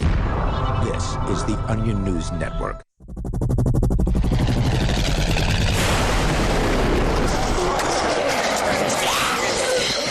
In Survivor Max 2, School Bites, Max must scavenge through a wasteland swarming with the undead. Desperate to find the medicine he needs, he discovers a community of survivors at his former school. Has he finally found the safe haven he's been looking for, or will he discover that school bites? Look for Survivor Max on Facebook, read reviews on Amazon, and read Chapter 1 at survivormax.com. If you want to know the latest about Free Talk Live before we go on the air, all you need to decide is how you want it delivered. It's your choice. Visit news.freetalklive.com. You can get emailed announcements and participate in contests via our email updates list. Plus, we have a Twitter account that you can follow and a Facebook page where you can become a fan. So visit news.freetalklive.com to get news about Free Talk Live as soon as it's announced and the way you want it delivered at news.freetalklive.com. That's news.freetalklive.com. Since time began, tyrants have taken aim at personal liberties. Now there's a movie that aims back. The government has no more right to tell us what to put in our bodies than they have to take our guns or tell us what books we can read. 6 drug police were eaten by bears while raiding a marijuana farm. On your knees, you dirty hippies! Jesus. On your knees! What's the problem, officer? Today, many cops who enforce pot laws do so only because it provides them with cushy jobs, good benefits, and a chance to push people around. I was an undercover narcotics officer. The drug war is nothing but a farce. The Second Amendment says you got to keep you and your get intact. Guns and Weed, The Road to Freedom. A film by Michael W. Dean and Nima Vadadi. DVD available now at gunsandweed.com or on Amazon. That's gunsandweed.com. makes the perfect gift. Remember, that's gunsandweed.com. Do you love Twitter? Make sure you favorite the LRN.FM Twitter account so you can receive our tweets at twitter.lrn.fm. That's twitter.lrn.fm.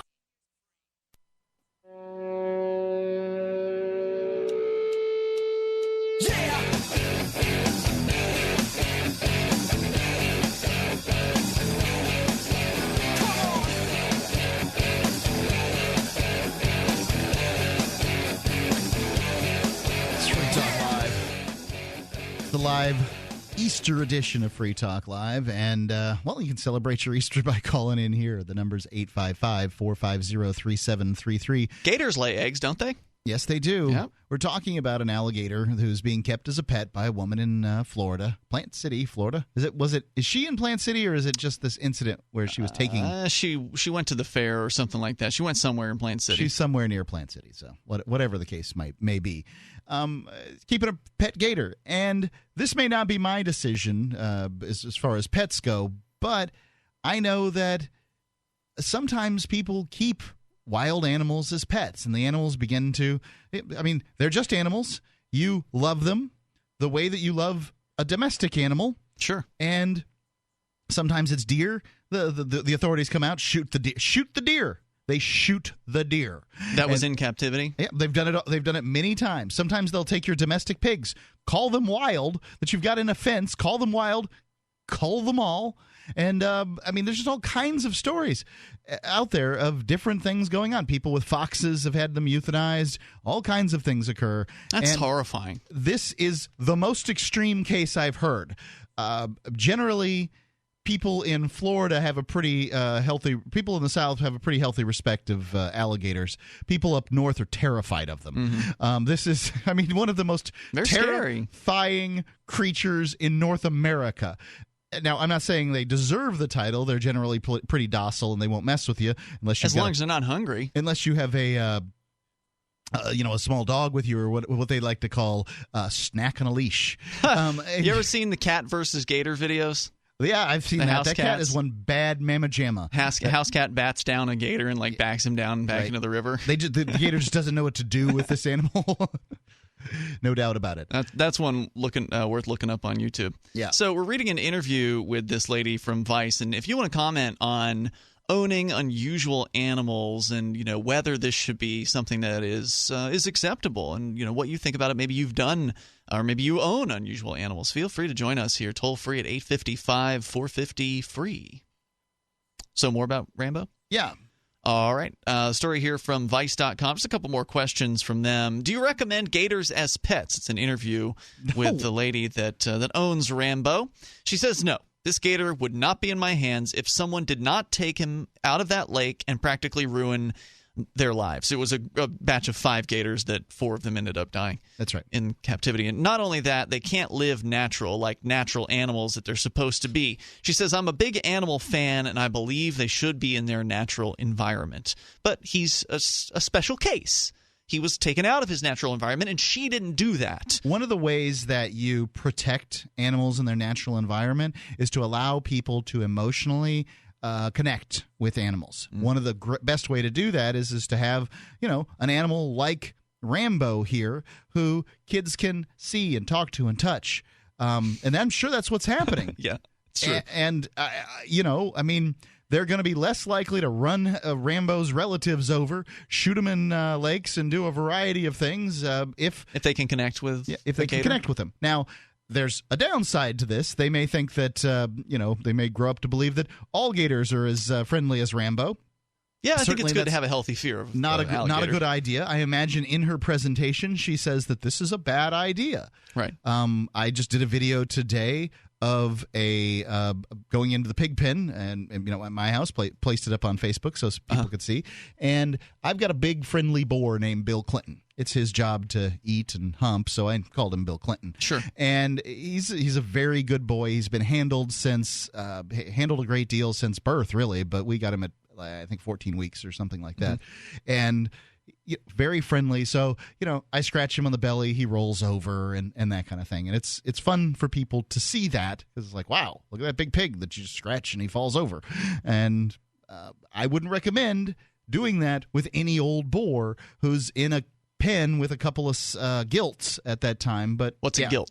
A gilt is a female pig that has not yet had babies. So it's basically the pig version of a heifer. I see. As opposed to a so why sow. is that? Because with the gilts, he'll want to show off and get rough with you or something like that, or what? You just never know. I mean, the boar generally isn't going to get a lot of attention. He's going to have a lot of testosterone. He's male. You don't go playing with bulls either.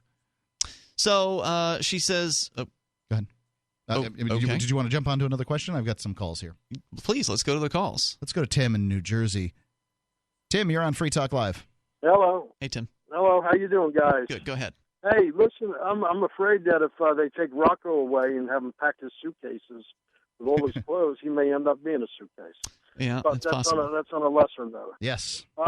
You talk about Bernie Sanders. He wants to redistribute the wealth of America. We hear that all the time and people cheering. If you do the math and you take all the billionaires in the United States and add it up, according to Forbes, it's about $1,000 billion. Okay. So if you were to take one of those $1 trillion, isn't it? And put it in no, it would be $1 trillion, yes. Right. Okay. But if you were to take one of those $1 billion and divide it up among the 330 million people we have in this country, you'd get about $3. Okay. So if you did all $1 trillion, they'd get about $3,000. Big fat hairy deal, right?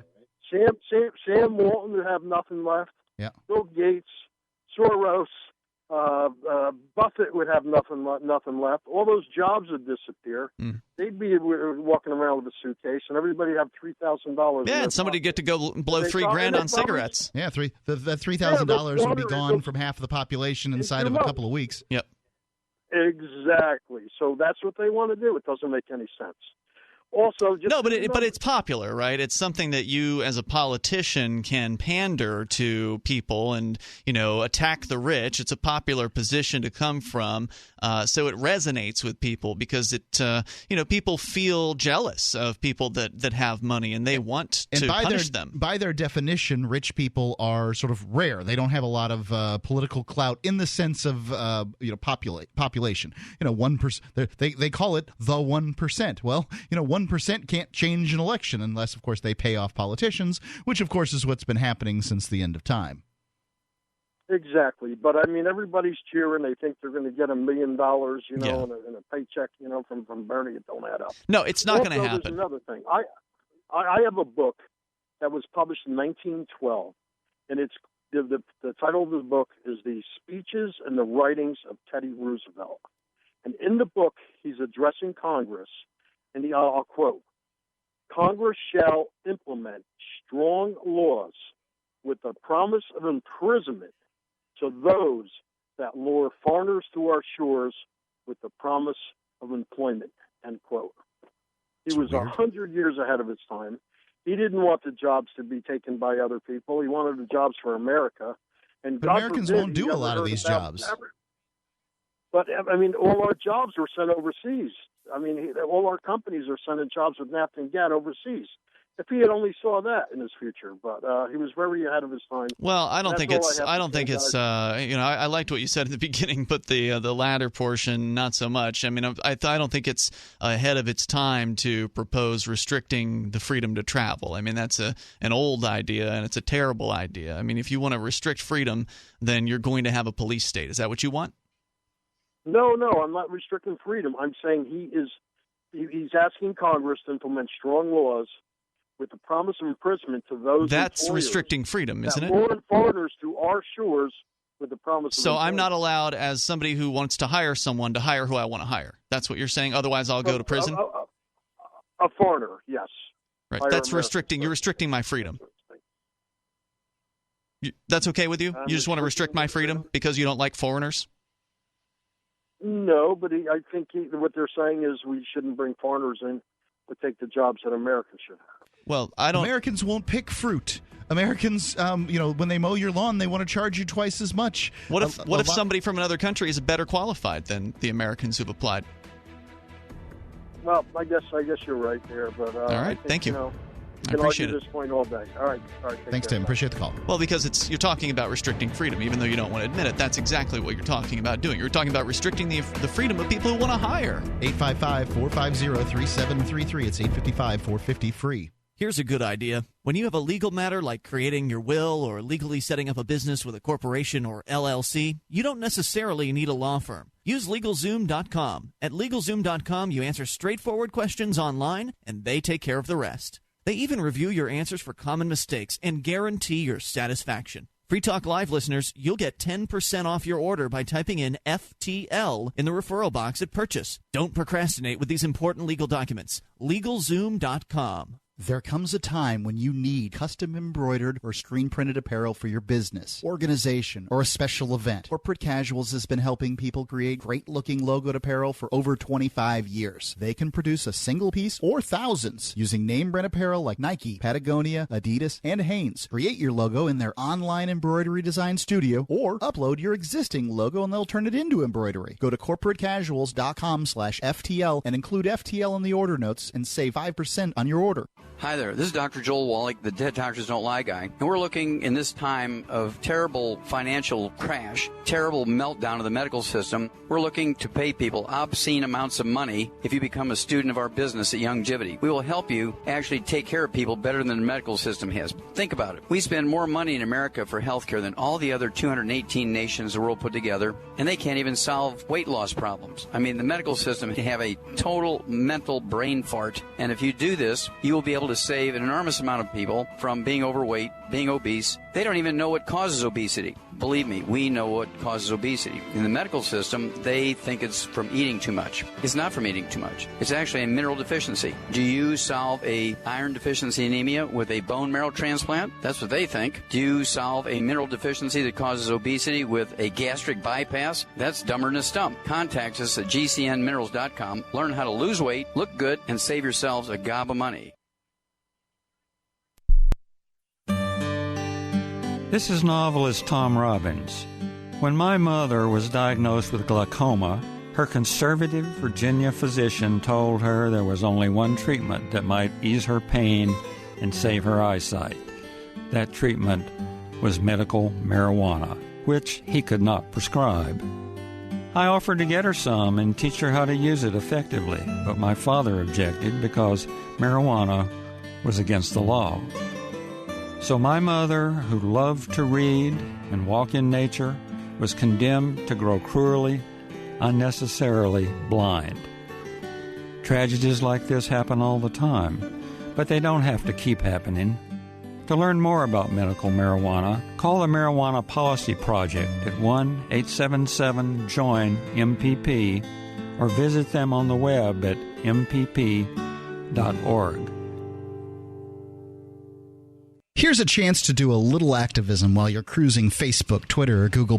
Between the LOL cats, the recipes, the hot girls, and the inspirational sunrise memes, Free Talk Live's posts pass by your newsfeed. Like them, comment. It gives us more exposure. If you don't see our posts, click like at facebook.freetalklive.com and then hover over it to click Get Notifications. It's an easy way to spread the ideas of liberty a bit further. I know you're busy, but you can spare that tenth of a calorie it takes to click on something. Facebook.freetalklive.com. I love My Magic Mud. I drink a lot of coffee. I had stains on my teeth. Then I found My Magic Mud, and I was told it would remove stains. So I paid attention when I brushed the first time. My Magic Mud is black tooth powder, and the difference it made in my teeth in one application was noticeable. With 4, my teeth were as white as you normal folks out there. Please go to mymagicmud.com and buy a jar. There's 150 applications for $25. You can use Bitcoin, mymagicmud.com.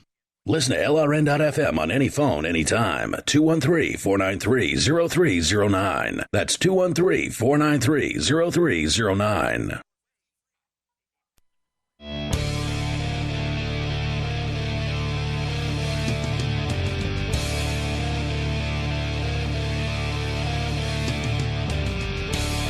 Free Talk Live, final segment, this Easter edition. It's Mark with you. I'm Ian. Tell you about the AMP program. The AMP program is a program where you can help us to get Free Talk Live on more radio stations. There's not much out there in the world of radio really addresses the ideas of freedom. If you believe in these ideas, if you want them spread far and wide to more people around the country, this is a great way to do it. There's not many organizations that are spreading the ideas of freedom. Well, some of them say they support freedom, but here's a hint. If they're talking about Donald Trump or Ted Cruz or Bernie Sanders or Hillary Clinton and then claiming to also support freedom, you got a problem. Well, they can talk about them, but if they support them as a means to reach freedom, to me, I say vote for whoever you want to vote for. It's not like your vote is mathematically significant. But if you want to support Free Talk Live and spread the ideas, a principled voice for freedom, please go to amp.freetalklive.com and do so. And thank you to everyone who's amped the show over the last week. It's been incredible. We've had a great outpouring of support, not just the people who donated to the fundraiser, which huge thanks to them for donating $5,000 to replace some of the equipment the FBI stole from us last Sunday. That $5,000 was raised in 24 hours. I've never seen a fundraiser go so quickly like that. And so at the same time, other people were also donating to the AMP program. And that fundraiser is now over. So the AMP program is an ongoing way for you to support the show and get perks like access to the AMP-only call-in lines. There's the AMP-only podcast and the AMP-only Facebook group. Let's go to the phones. At amp.freetalklive.com. You can use any major credit card through PayPal. You can use Visa or MasterCard on our website, and Bitcoin at amp.freetalklive.com. Bob calling in on Skype. Bob, you're on Free Talk Live. What's on your mind? Hi, Ian and Mark. Hey there, Bob. It's great to hear you guys. I've listened for a long time. I've never called in. So thanks. I had a Twitter argument, which is talk about a waste of time, but I wanted to get your opinion on it. It was followed a transgendered person. I'm not sure if they would go by woman or man or just transgendered. And they reposted a post from some other transgendered person who dumped coffee on somebody and was surprised or thought they shouldn't have had the cops called on them. And they stated as I dumped coffee on a transphobe. And I replied that you should have had the cops called on you. Physical assaults are not an intelligent way to combat ignorance or bigotry. And right away, I got back about my privilege, self-righteousness, and how, that was just, I couldn't understand, apparently, I guess is what they're saying. Which I get. I'm a white male. Okay, maybe I don't understand the hardships transgender people have. But they're not addressing my point of how it's not okay to use violence against an opinion that you don't like. Yeah. And I think the right way is... It's a justification for violence, and if you're going to justify violence in one direction, you can justify it in the other. And it's just not acceptable either way. Adults don't dump coffee on people to solve their problems. No. And you talk it out or go away. If that's what you're doing, if you're a kid and that's what you're doing, you need, it's time for, some kind of punishment and retribution. If you're an adult who's doing it, then the cops are probably going to be called on you and nobody's going to feel bad for you. You're only doing things to harm whatever your movement is. I thought it was really a terrible example. If this is the person that's kind of representing the transgender community, I'm like, they need to pick better people. But again, they're really not. They're just somebody reposted on Twitter, right? Nobody's saying there's some sort of a spokesperson. Of course not. It's like a hothead. Yep. Indeed. Yeah, and I got a couple people liking my post, but then the conversation went on about how, what was the phrase here? I guess I'm unaware of, it's irony that I'm preaching nonviolence. I'm unaware of the white male legacy, and white male was capitalized. Oh, yeah. Well, you're completely responsible for everybody who's shared your color and your gender throughout the course of history. But if I say that about any other gender or race, I'm a racist or a sexist, as I should be. And I call this out to say, that's a racist and sexist thing to dismiss my opinion. It is, yeah. Because I'm a white male. It's precisely and of course, yeah, and I felt that was justified saying. Of course, they replied that I should go see a doctor after that because I probably hurt my back twisting things that far. And I'm like, there's no twist here. Right. They're gaslighting you, dude. Just tell them stop gaslighting me. What's that mean? Gaslighting is this terminology they use that supposedly men who make women feel crazy or whatever are bad and wrong. It's this it's a psychological terminology, but it gets way overused in these spheres. So when they start talking like this, I just toss it in there. I don't even necessarily use it properly. Explain it to me. Fine. You can go look it up yes, online. I'll have to do that. Gaslighting. It's basically the act of attempting to make somebody else feel like they're crazy. Okay. Gotcha. Thanks for the call, Thanks, Bob. man. Yep, appreciate it. I'm going to go to Tim in Wyoming. Tim, you're on Free Talk Live. What's on your mind? Hey, guys. Thanks for taking my call. I appreciate it. Now, you were talking about earlier about Rambo, I guess the name of the rock, the alligator is. I had a roommate once that said alligator tasted great. I mean, I guess eventually she may end up eating her pet because they may try to eat her, but who knows? No, she says that in this other story over at the New York Daily News, we're talking about Rambo, the gator, the pet gator. She's had him for a decade. She says that he actually keeps his mouth shut when young children are around. She says he's very well trained. Children love to meet him. And, quote, when there's kids around, he doesn't want to hurt them even by accident. So he closes his mouth real tight so the kids can't get their fingers inside. He's never hurt anyone. Wow. Oh, I would hope that the kids aren't actually trying to reach their hands into his mouth anyway, even if he opened it up just to to yawn or whatever. But not. I don't know if crocodiles yawn. I guess I should say that. But alligator. Or alligators. Yeah. Sorry, crocodiles are. Crocs have the rounded nose. Is that right? They're in Africa too. I think. Or no, they're in crocodiles. So alligators have a more rounded nose. Oh, the alligator has a round. And you can tell sort of by the bumps along them and that kind of thing. Crocodiles are actually evil personified.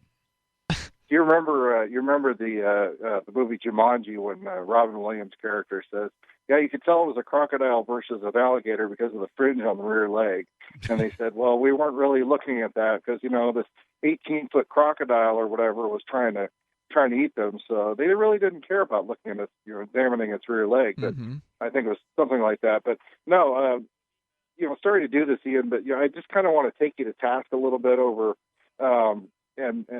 I've been kind of holding this in. Maybe I shouldn't have been holding it in, but it seems as though when a person wants to defend the borders, when they say that a country has to have borders of its own, you act as though that's a violent attitude. And people that want to have a country, a sovereign country, are statists, and they're also telling you what you particularly can do on your own. I'm saying, well, they are. Well, that last man told me I couldn't hire who I wanted to hire. Well, if you want to hire somebody to work on your property and have it, you have a fence around your property and you have the person lives there and they clean your garage, every day or something. Your garage is super filthy. Okay, maybe that's the case. But if he wants to leave your fenced area, now he's left your sovereign territory, if you will, and now he's going to my house to clean up there.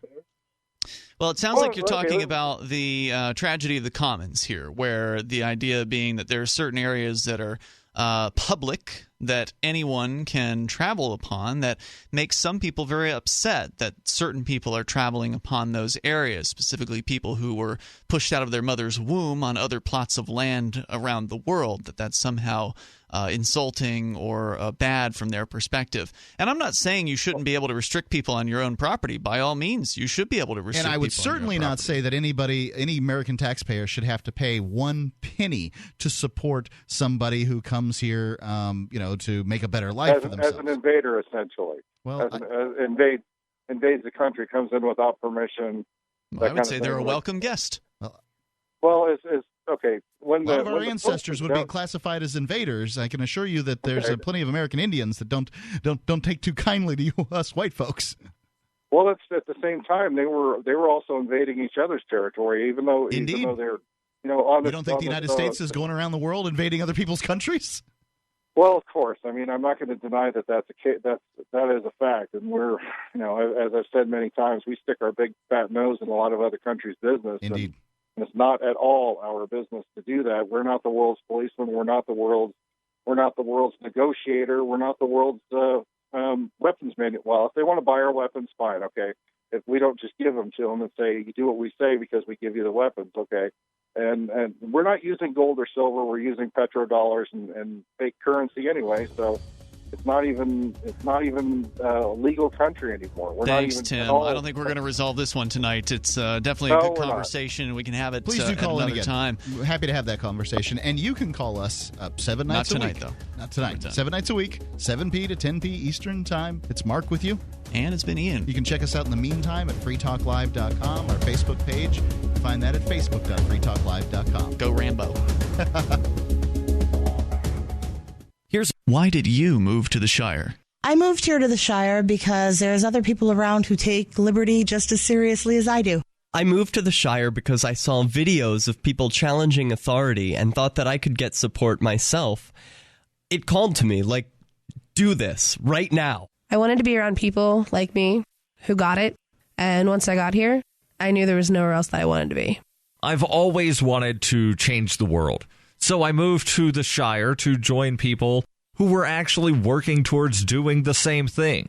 The people here are awesome, loving, and positive. It was for the adventure and for the feeling of something important is happening here, and I just wanted to come to sort of be part of that. Visit ShireSociety.com to read and sign the Shire Society Declaration and learn the reasons why, if you love liberty, you should immigrate to the Shire. Plus, add yourself to the Shire map at ShireSociety.com. That's ShireSociety.com. This is your Roberts & Roberts Brokerage Daily Precious Metals Update. In early trading Thursday, gold is $2 lower at $1,222 per ounce. Silver is even at $15.36 per ounce. Bitcoin is trading at $416 US. Both silver and gold are significantly lower after yesterday's sharp drop. This would be a great time to take advantage of buying on the dips. Give us a call at 800-874-9760 or visit us online at rrbi.co. So you've heard all 3 hours of the latest episode of Free Talk Live, and you're still hungry for liberty-oriented audio content? Did you know that we have another 24/7 audio stream at LRN.FM? The Liberty Radio Network airs the latest episodes of some of the best liberty-oriented podcasts on the internet around the clock. In addition to recorded content, you'll also hear live shows like Free Talk Live, originating from our Keene, New Hampshire studio. So listen anytime at LRN.FM. That's LRN.FM.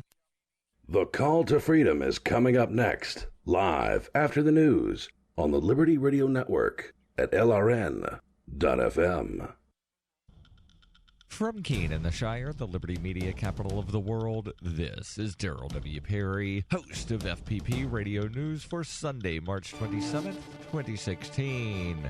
Silver is trading at $15.20 per ounce. Gold is valued at $1,217 per ounce. And according to BitcoinAverage.com, the average price of Bitcoin is $421. Antiwar.com reports last year's preliminary Afghan peace talks quickly fell apart after the Afghan government revealed that Taliban leader Mullah Omar was dead for years, and a divided Taliban leadership had no choice but to abandon the talks. The Afghan assumption seems to have been that this would weaken the Taliban's negotiating position, but as the Taliban is gaining growing amounts of territory, beating the Afghan military across Helmand province, there is less and less leverage for getting the Taliban back on the table. Indeed, the whole reason the first round of talks happened was because Pakistan pressed the Taliban leadership, which was largely operating out of Quetta. As the Taliban gets more territory of its own in Afghanistan, Pakistan has less and less say. Getting the Taliban back to the negotiating table now is likely to involve more concessions towards them, and even then will rest on how well Mullah Mansour, Omar's successor, is able to handle the ongoing infighting with rival commanders. Bitcoin Not Bombs is a launching pad for nonprofits and social entrepreneurs into the financial freedom of the Bitcoin economy. Bitcoin Not Bombs offers premium publicity campaigns designed to facilitate an organization's adoption of Bitcoin as a payment system. Bitcoin Not Bombs is fully committed to being the hub of the nonprofit sector of the Bitcoin economy, maximizing the potential cross-promotion of all our clients and commercial partners. To learn more, visit bitcoinnotbombs.com.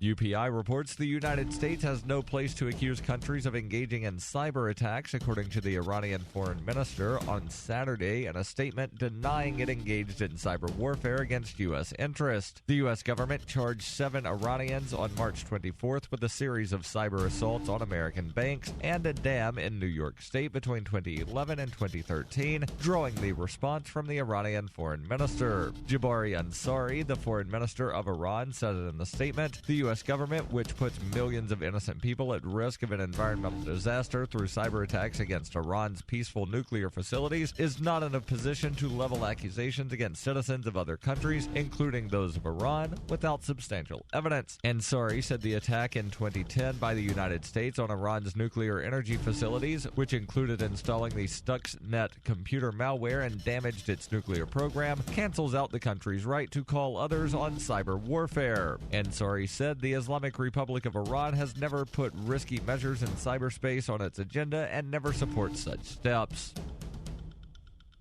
For nearly 40 years, Roberts & Roberts Brokerage has been a trusted source for buying and selling precious metals like gold and silver. They also take Bitcoin for precious metal purchases and have permanently removed the minimum purchase amount for all orders paid in the digital currency. Call Roberts & Roberts today for knowledgeable advice on buying and selling precious metals and a forward-thinking approach to new technologies. 800-874-9760 or visit online at rrbi.co. Reuters reports an attorney for the leader of the group that was involved in a 41-day protest at a federal wildlife refuge in Oregon questioned the $6 million price tag cited by the U.S. Fish and Wildlife Service for dealing with the occupation. U.S. Fish and Wildlife Director Dan Ash said at a news conference in Oregon on Wednesday those costs included $1.7 million for restoration of the refuge near Burns and increased law enforcement patrols elsewhere after the 6-week occupation, which ended February 11th. Michael Arnold, an attorney for protest leader Eamon Bundy, who faces conspiracy and weapons charges in connection with the occupation, said the government should not use the protest as a blank check for unwarranted expenses. Arnold said this protest should not be a government expenditure lottery ticket. I've only heard of one wall damaged in the whole set of buildings. U.S. Fish and Wildlife spokesman Gavin Shire said on Saturday in response to Arnold's contentions, the agency's figures include a range of damages from roads and trenches created by the occupiers to the harm inflicted on secret American Indian artifacts. The FBI, which headed a law enforcement operation to encircle and arrest several of the protesters, has not released its expenditures from the occupation. More than 25 participants in the protest have been charged in federal court. This has been FPP Radio News, online at fppradio.com. Many thought that a politician with a publicly inebriated lifestyle would be unelectable. But Dave Tillis has proved them wrong, winning over voters by loudly rambling on about issues they care about. Everybody's got to know that drugs are Americans, and we love America! And we want to make it awesome! Oh my God, let's do this! Let's be a senator! I love you guys! Tillis' total fearlessness and lack of inhibition seem to speak to voters. This week, those supporters had something to celebrate as Senator Tillis proposed his first piece of legislation, the All Bus Stops Should Have Shelters bill. But does that mean you deserve to wake up in the snow? Hell no. Let's make a shelter on all bus stops. Ow! This idea is genius. This is the Onion News Network. Allahu Akbar, Allahu Akbar.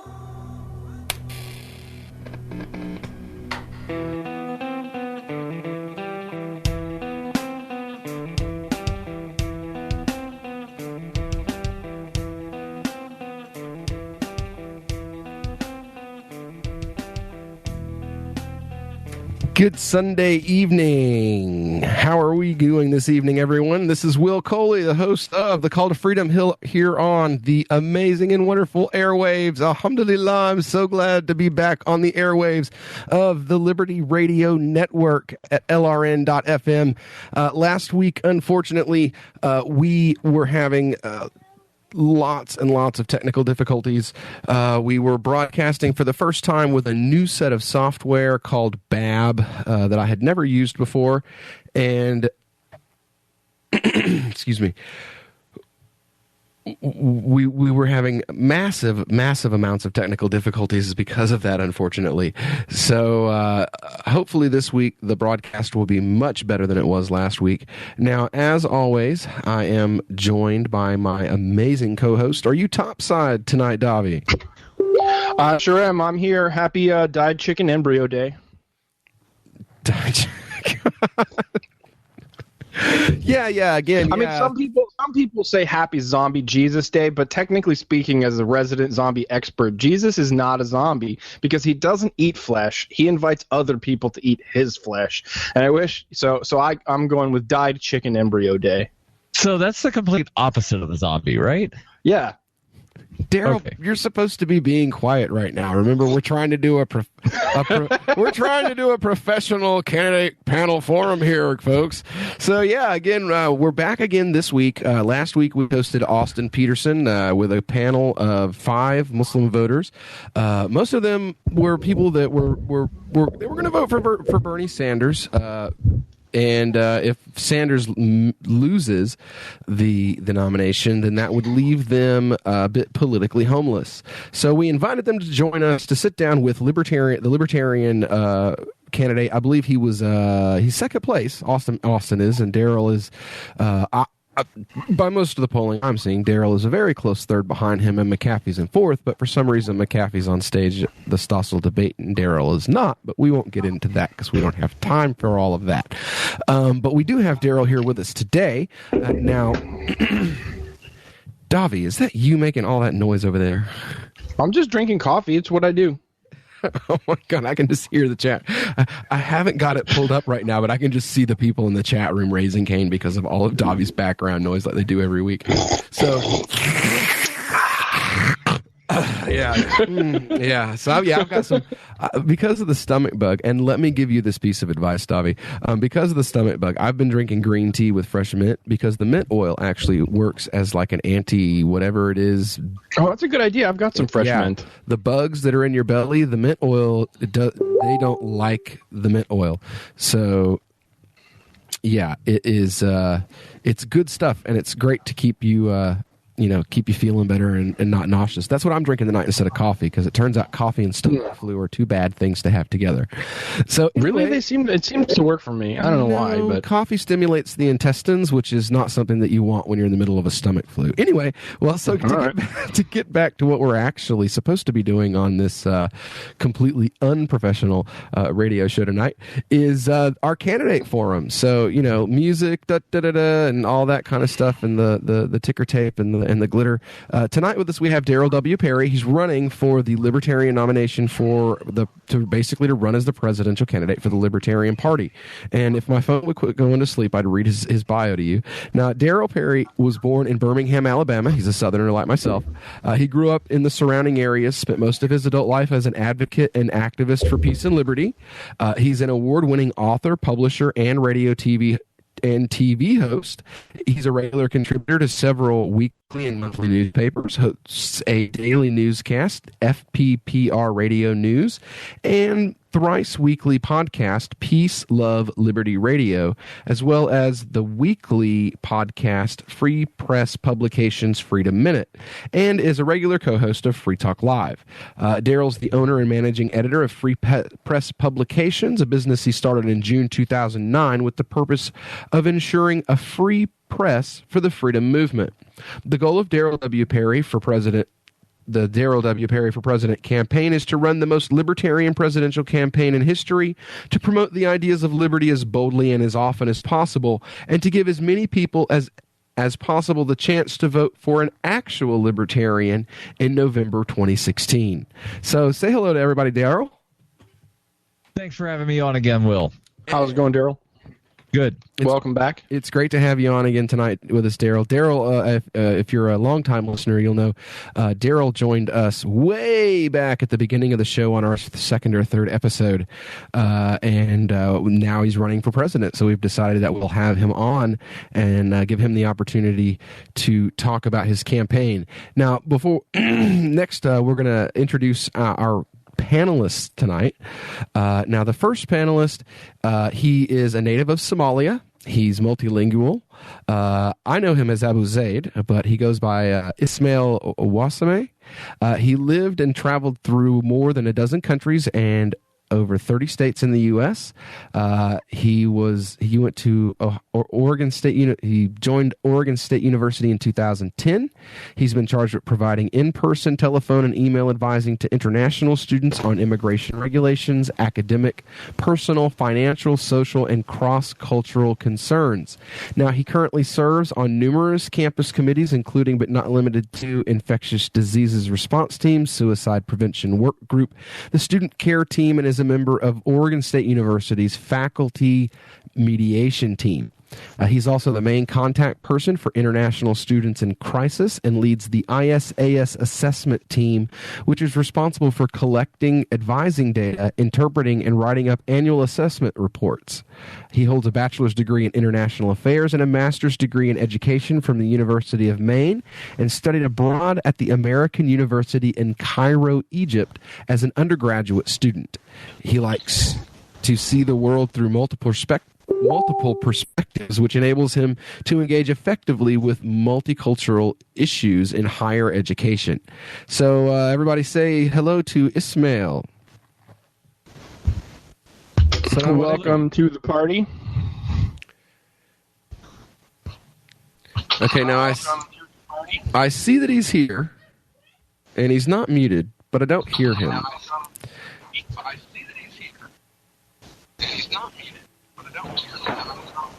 I hear somebody, but it's really faint and far away. So do I. I don't know what it is. And I don't know what's with the feedback tonight, too. We've got a little more feedback than we normally have. So, there we go. All right. Well, we'll hopefully Abu Zaid or Ismail will pop up in just a second. I guess that's him texting me right now. I really need to turn that off. And I'm going to read the introduction for the next person so that I can turn it off. So moving along, we have also with us tonight Tahira Shabazi. She's a Muslim resident of Georgia, the mother of two teenagers, an operations manager for an environmentally friendly agricultural product manufacturer, concerned about the economy, the environment, social justice, but most of all, the current climate of fear-mongering happening in the media and by certain mainstream candidates, looking for a candidate who will fight for the rights of minorities of every stripe. Assalamu alaikum, Tahira. Walaikum salam. Thanks for having me. Good to have you with us tonight. So without further ado, we'll continue on introducing the rest of the panel tonight.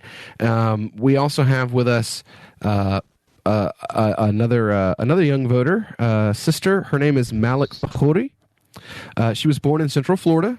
She's the daughter of Palestinian immigrants, so she's a second-generation American, and she is a senior at the University of South Florida studying sociology. Assalamu alaikum, Malik. Alaikum assalam wa rahmatullah. Thanks for having me. I'm excited to be here. Well, and thank you for being with us tonight. Now, we also have with us now. We tried to avoid having libertarians on with us, and we had to break that rule tonight. And I'll introduce him as soon as we get back. And I guess after I introduce him, I'll let him go ahead and ask his question when we get back here on Call to Freedom on LRN.FM.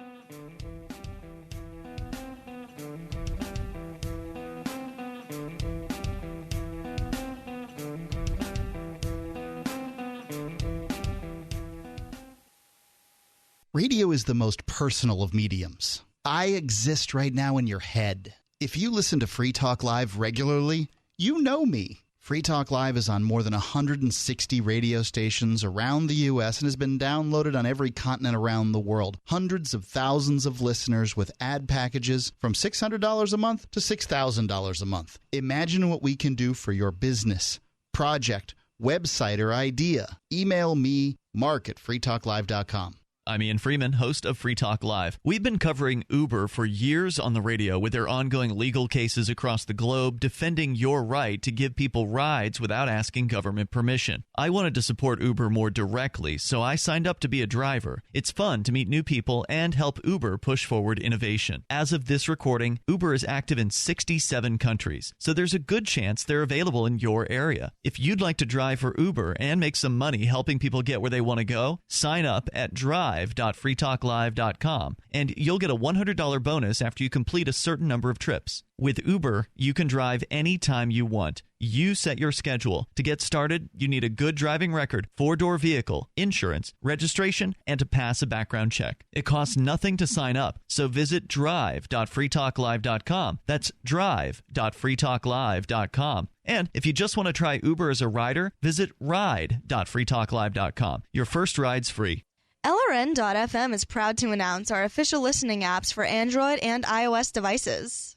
Now you can easily tune into our streams anywhere, anytime on your smartphone or tablet. Just visit apps.lrn.fm or search for LRN.FM in the Android or Apple app stores. Please download, rate us 5 stars, then share the link on your social media and let your friends and family know how you're listening to LRN.FM. Download it now, free at apps.lrn.fm. This Your Family Today tip is brought to you by Nestle Pure Life Water, helping you drink better and live better by providing a zero-calorie alternative to sugary drinks. Visit us at nestle-purelife.us. When kids are playing, they often don't want to stop to keep hydrated, so send them out with a bottle of water and encourage them to take frequent drink breaks or call them inside for a quick sip. For more tips like these, visit us at parenthood.com/yourfamilytoday. If you can't listen to the Liberty Radio Network's internet streams, free satellite channel, or radio affiliates, no worries. You can listen to LRN.FM from any phone, anywhere. Add this number to your phone, 213-493-0309. It's a long-distance call, so make sure you're familiar with your phone's calling plan. The Liberty Radio Network listen lines are locked into our stream 24 hours a day. Call 213-493-0309. That's 213-493-0309. Free Press Publications is an independent, alternative media and publishing company founded in June 2009 with the mission of ensuring a free press for the freedom movement and is committed to spreading the message of peace, freedom, love, and liberty. FPP also gives new authors an avenue for publishing freedom-oriented material. FPP brings you daily news and commentary on the website fpp.cc, as well as a daily 5-minute newscast, FPP Radio News, and weekly news, views, and commentary in the FPP Freedom Minute and Peace, Love, Liberty Radio at fppradio.com, and the monthly newspaper FPP News at news.fpp.cc. Find FPP online at fpp.cc. That's fpp.cc, as in Creative Commons. If you enjoy LRN.FM, please contribute to your favorite shows via their websites and become an amplifier at amp.lrn.fm. That's amp.lrn.fm.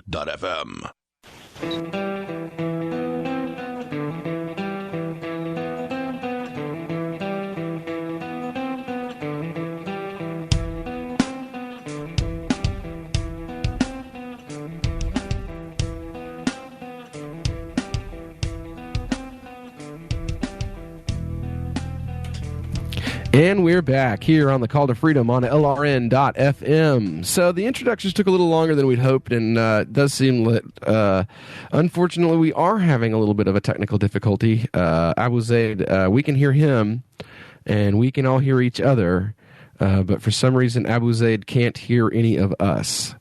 So we're working on getting that taken care of. It'll probably be at least one more commercial before he gets an opportunity to ask his question anyway, so hopefully we can get that fixed in that time. But we're back, And I'm going to introduce our final panelist. Normally we have 5, but there's been a lot of issues. We had 2 cancellations tonight due to stomach flu, and then I myself personally and one of my kids were in the hospital due to a stomach flu yesterday, and then Davi, it turns out, has some kind of stomach thing tonight. So I guess and when I was at the hospital, we were at the ER because, being Easter weekend, pediatricians, doctor's offices, all that stuff, clinics, all that stuff was closed. So we had to go to the ER, and he said that almost half of the people that they were seeing for the last 2 days were people that were in for stomach issues. So I guess it's just something that's going around. But without the world's first internet transmitted stomach bug. Yeah, there we go. All right, well, our last panelist tonight is Mike Haas, and we actually broke a rule. Normally we wouldn't have libertarians on the panel. Yeah, we don't normally have libertarians on the panel, but tonight, because of all the stomach and everything else, we decided to break our rule. Plus, this is a really special guy here. His name's Mike Haas. Now, he's a father of 3, also a grandfather. He's been an RN for 20 years, specializing in emergency nursing and pharmaceutical research. He's a former president of one of the largest nursing union locals in the country, as well as an Eagle Scout and a former Scoutmaster. He's the treasurer of the Warren County, Ohio Libertarian Party, and he is a delegate at this year's LP National Convention. He also spends his free time watching Eric play football for the Davidson Wildcats. So, hey, what's up, Mike? How are you tonight? Assalamu alaikum. Well, walaikum salam. So, since we had the issues and everything else, I figure we'll just go ahead, since we're on you, we'll go ahead and start with you and open the floor up and give you the opportunity to ask Daryl your question now. Hey, Daryl.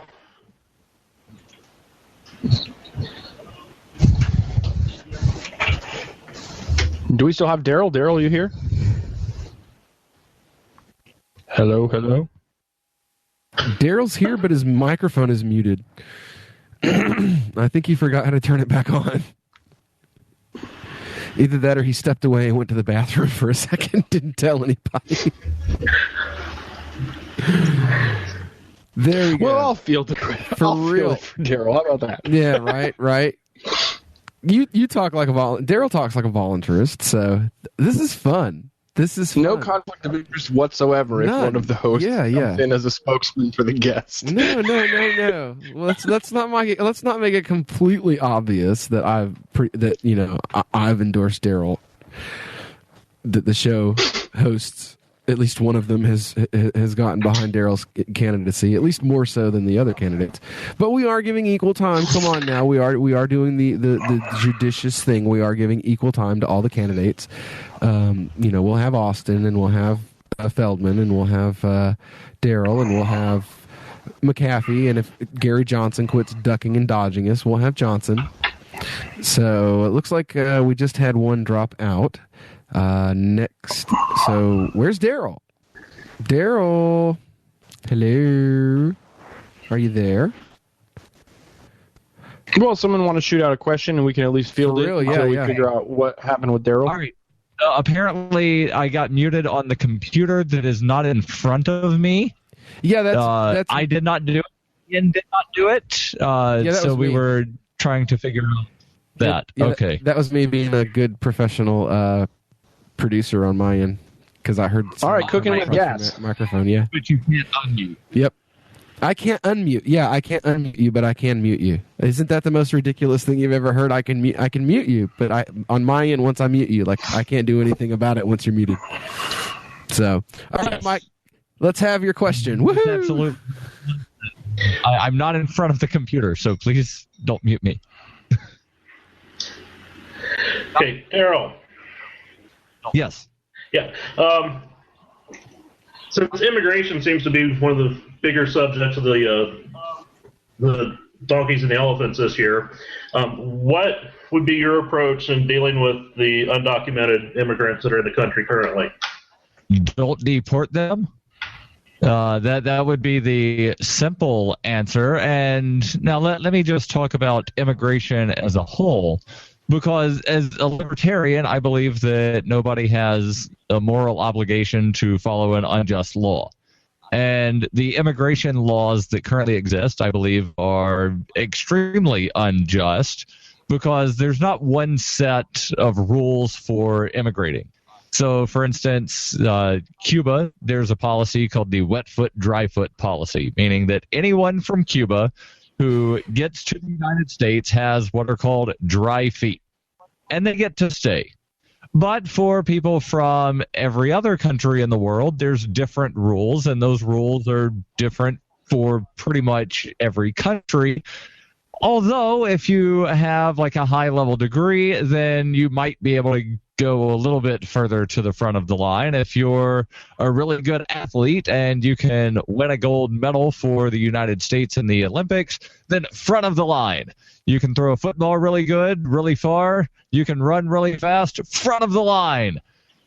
So it's a really arbitrary system that is set up.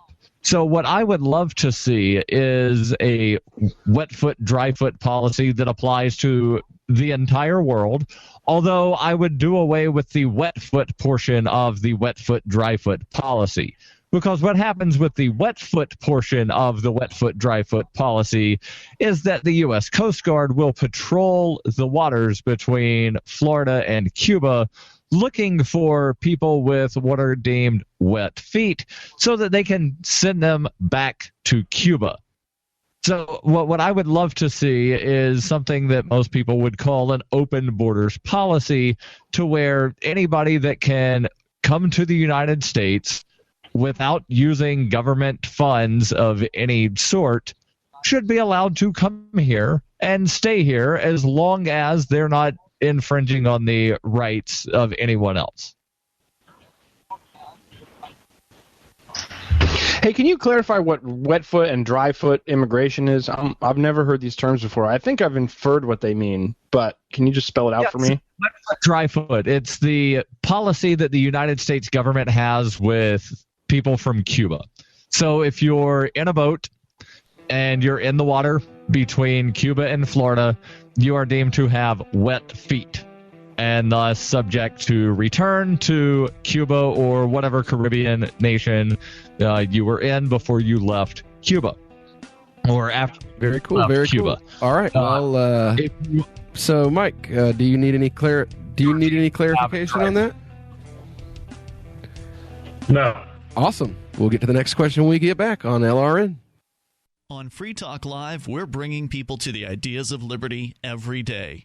From wrestling superstars like Glenn Jacobs. You guys really are having an impact, I believe. Like I said, a lot of where I am now is due to listening to Free Talk Live. You changed my mind on some very important issues years ago. To random people tuning in on the radio.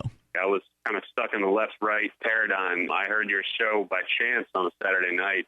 From there, I went on, joined the Free State Project, and become an amplifier. So, I mean, that's really the reason why I amp, is because I know that if it wasn't for you guys being on as many stations as you are, I never would have found the ideas of liberty. Your amp will directly change more lives by getting Free Talk Live in front of people looking for talk radio online and on the air. When you amp Free Talk Live, you get perks like access to the AMP-only Facebook group and AMP podcast. Visit amp.freetalklive.com. Are you a political activist who does things that the government might not like? Then this free ebook may save your life. Rats is your guide to protecting yourself against snitches, informers, informants, agents provocateur, narcs, finks, and similar vermin.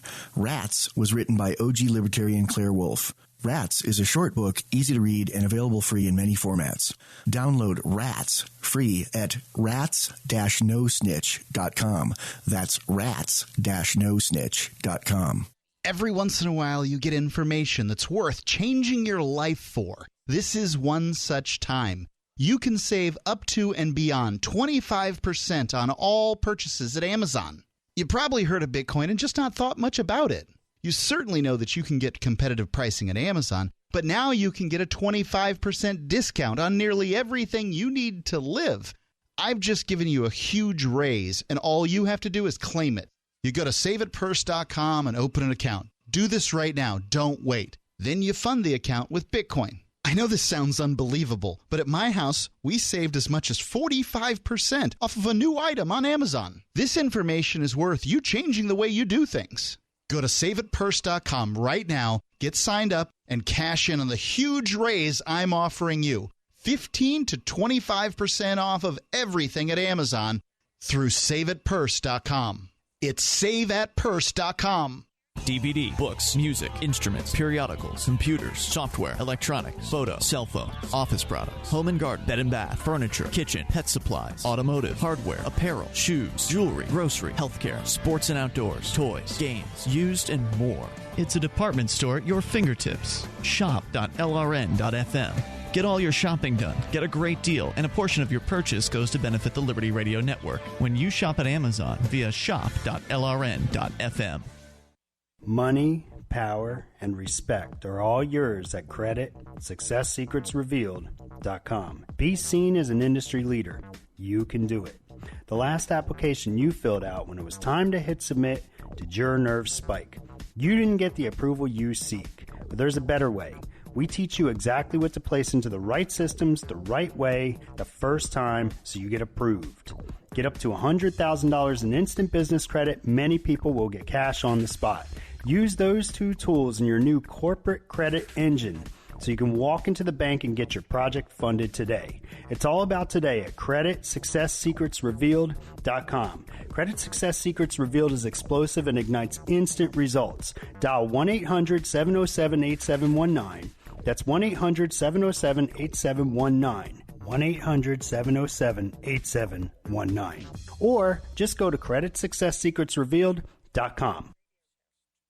You can put the Liberty Radio Network on the air in your area. Visit broadcast.lrn.fm to learn how. Broadcast.lrn.fm. No.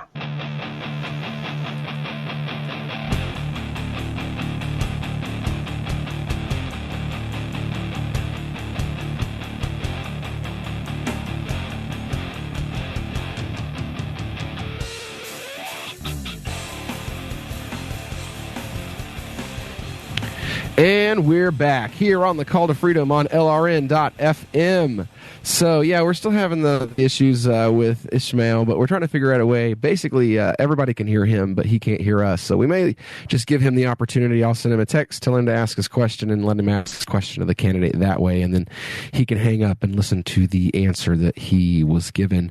So we're going to go ahead and go on to our other panelists, though. We're going to get with Malik. Sister Malik Fahouri. We'll go with you next. So you have the floor, and Mr. Daryl Perry's ear. Hey, Mr. Daryl, thank you for being with us this evening. Thank you for having me. Basically, obviously, Trump, he's done a lot of damage with his Islamophobic rhetoric, and he's done a great job of making Muslims feel as if they're not safe from hate crimes and wanted in this country. So I was wondering, how could somebody go about planning to repair some of this damage? What amends could they make to make Muslims feel welcome, make them feel safe after everything that's been done in the past months? Well, I would say that it goes back further than the past months. I would say that, at least in my experience, a lot of the damage that's been caused between the American government and the Muslim community goes back about 15 years. You can trace it back almost to September 11th, 2001, when horrible events happened. And then George W. Bush said it's the Muslims, but this is not a holy war, but we're declaring war basically on Muslims. And just to clarify, when I just said we, I am not including just paraphrasing Bush. Essentially, the United States government declared war on Islam in 2001 because of the actions of 19 hijackers. And I don't know how you go about repairing that other than to attempt to apologize to a huge number of people for death and destruction that has been caused for actions that they did not do.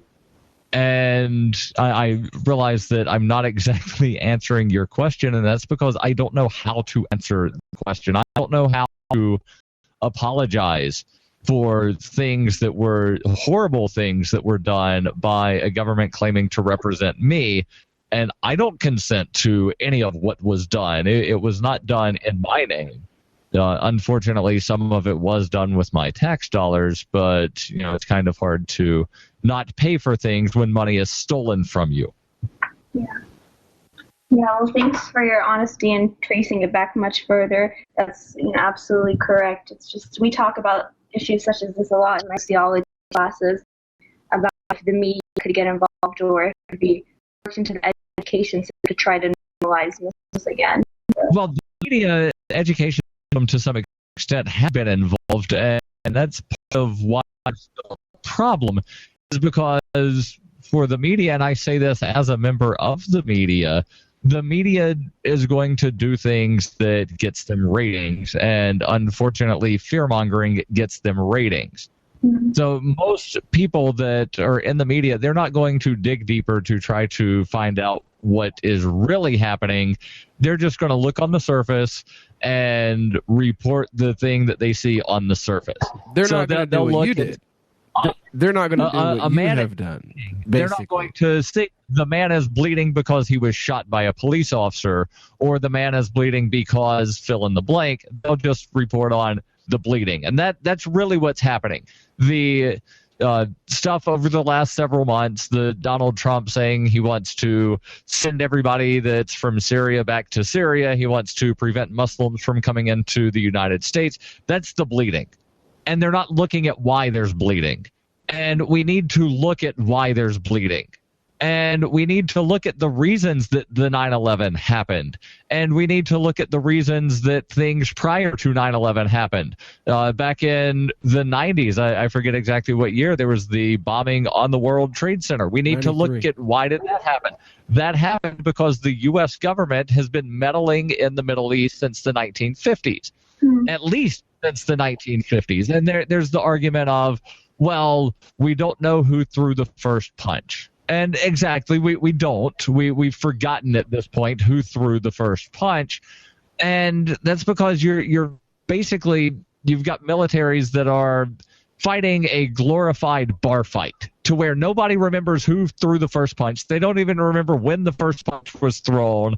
And everybody's just so drunk on anger and rage and alcohol that they're going to keep throwing fists and throwing chairs and throwing missiles and bombs and killing people instead of stopping the throwing of fists and chairs and missiles.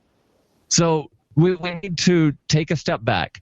And to quote the movie War Games, where there's the computer that's doing the simulation of a nuclear attack, at the end, the computer says the only way to win is not to play the game. And that's the only way that you win a global war on terror, is to not play the game, because war by its very nature is terror. Now, some commentary on some of the things that you said there, Daryl. When you were talking about the media, you were talking about media and yourself being a member of the media, but I've been listening to you as a member of the media for a number of years, and you've never done any of the things that you just sat and accused the media of. As a broad scope, you yourself to be a responsible member of the media. Exactly, responsible media members, and you yourself have been a very responsible member of the media. I've heard you myself give dissertations on Islamic jurisprudence, on foundations in Sharia, where you actually talk about things that sometimes even Muslims don't know, and I've heard you defend the Muslim community on AM and FM talk radio for years, from attacks from people who would, encourage things like turning Mecca into a sheet of glass, or, deporting or interning all of the Muslims. You've had callers who have called into the show that you work on who have advocated these sorts of things. And I've heard you defend against that kind of insane kind of rhetoric from people myself. Things that no Republican and most Democrats are afraid to stand up against, and a lot of you do it without stand up against it. And you do it without batting an eye. Yes, because I know it's right. It's something that's it's strange to see a candidate who does stuff like that, where you're not worried about what's going to get you the ratings on your show, even though you got the show that you work on is a huge show. 164 stations, 170 stations, something like that now around the country. That's an enormous show by talk radio show standards. And you guys still, not just your co-hosts on your broadcast, do what all of these other people are totally afraid to do, what even Muslims are afraid to do. And I just have to say, for a political candidate, that's something that I respect, and it's why I've supported your candidacy, is because you stand up in the face of people that even people in my own community are afraid to stand up to. Thank you. So we'll go on to the next question. We'll probably get the question out just before it's time to go to break. But we still have with us another sister. She came to me through Muslims for Progressive Values, though I'm not particularly sure if she actually works with them. Sister Tahira, are you still with us? Yes. Sorry, Awesome. couldn't find my mute button. That's all right. So, you have the floor now, sister, and the candidate's ear. Oh, wait, you will have the floor, and you will have the candidate's ear in just a few moments right here on the Call to Freedom, right when we get back on LRN.FM.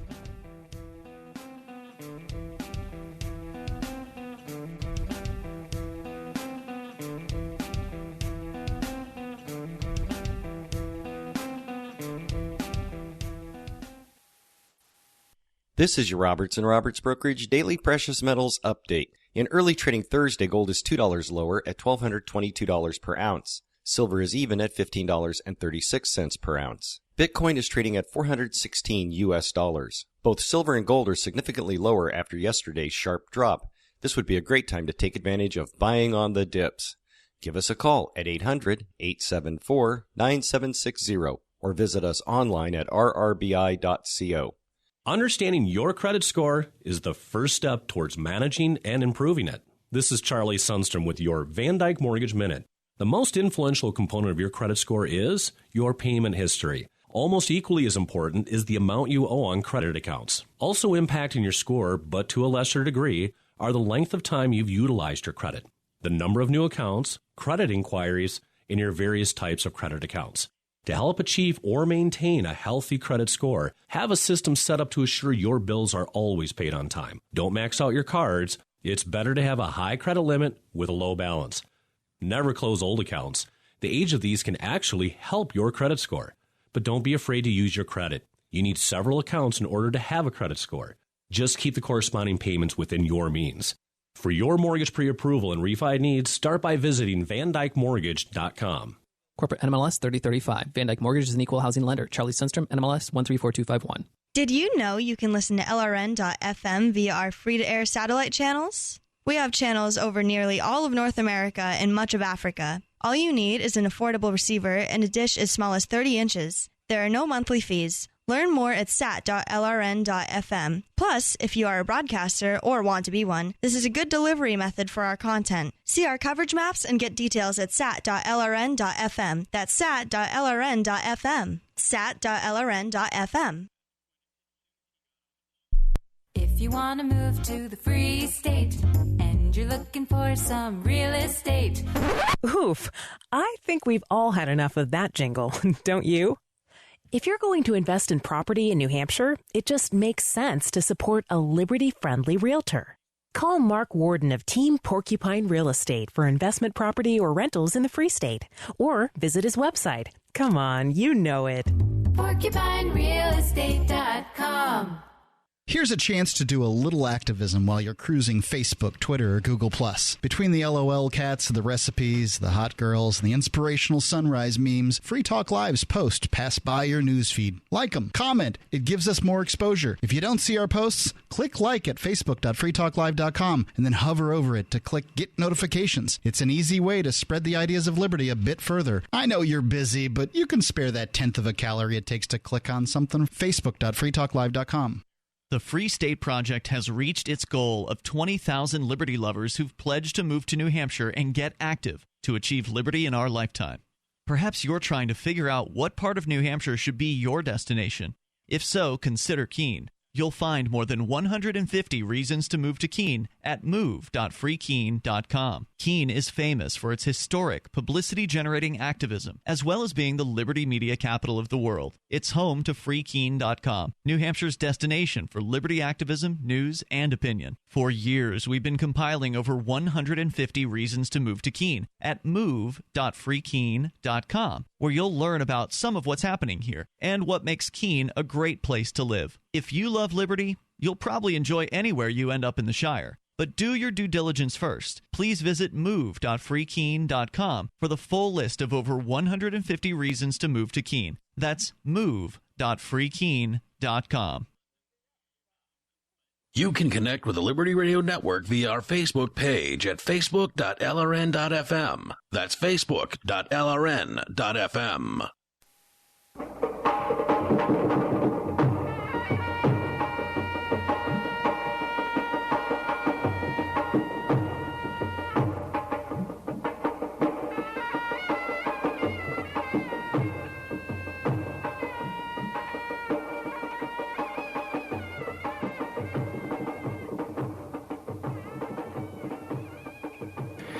And we're back here on the Call to Freedom on LRN.FM. And what we've been doing tonight, just like last week, we've been doing a series of candidate forums where we're allowing I guess you could say we were allowing third-party candidates to come on and and have a chance to reach out directly to members of the Muslim community. It's about a 7 million member community, about 3 million voters in the Muslim community in the United States.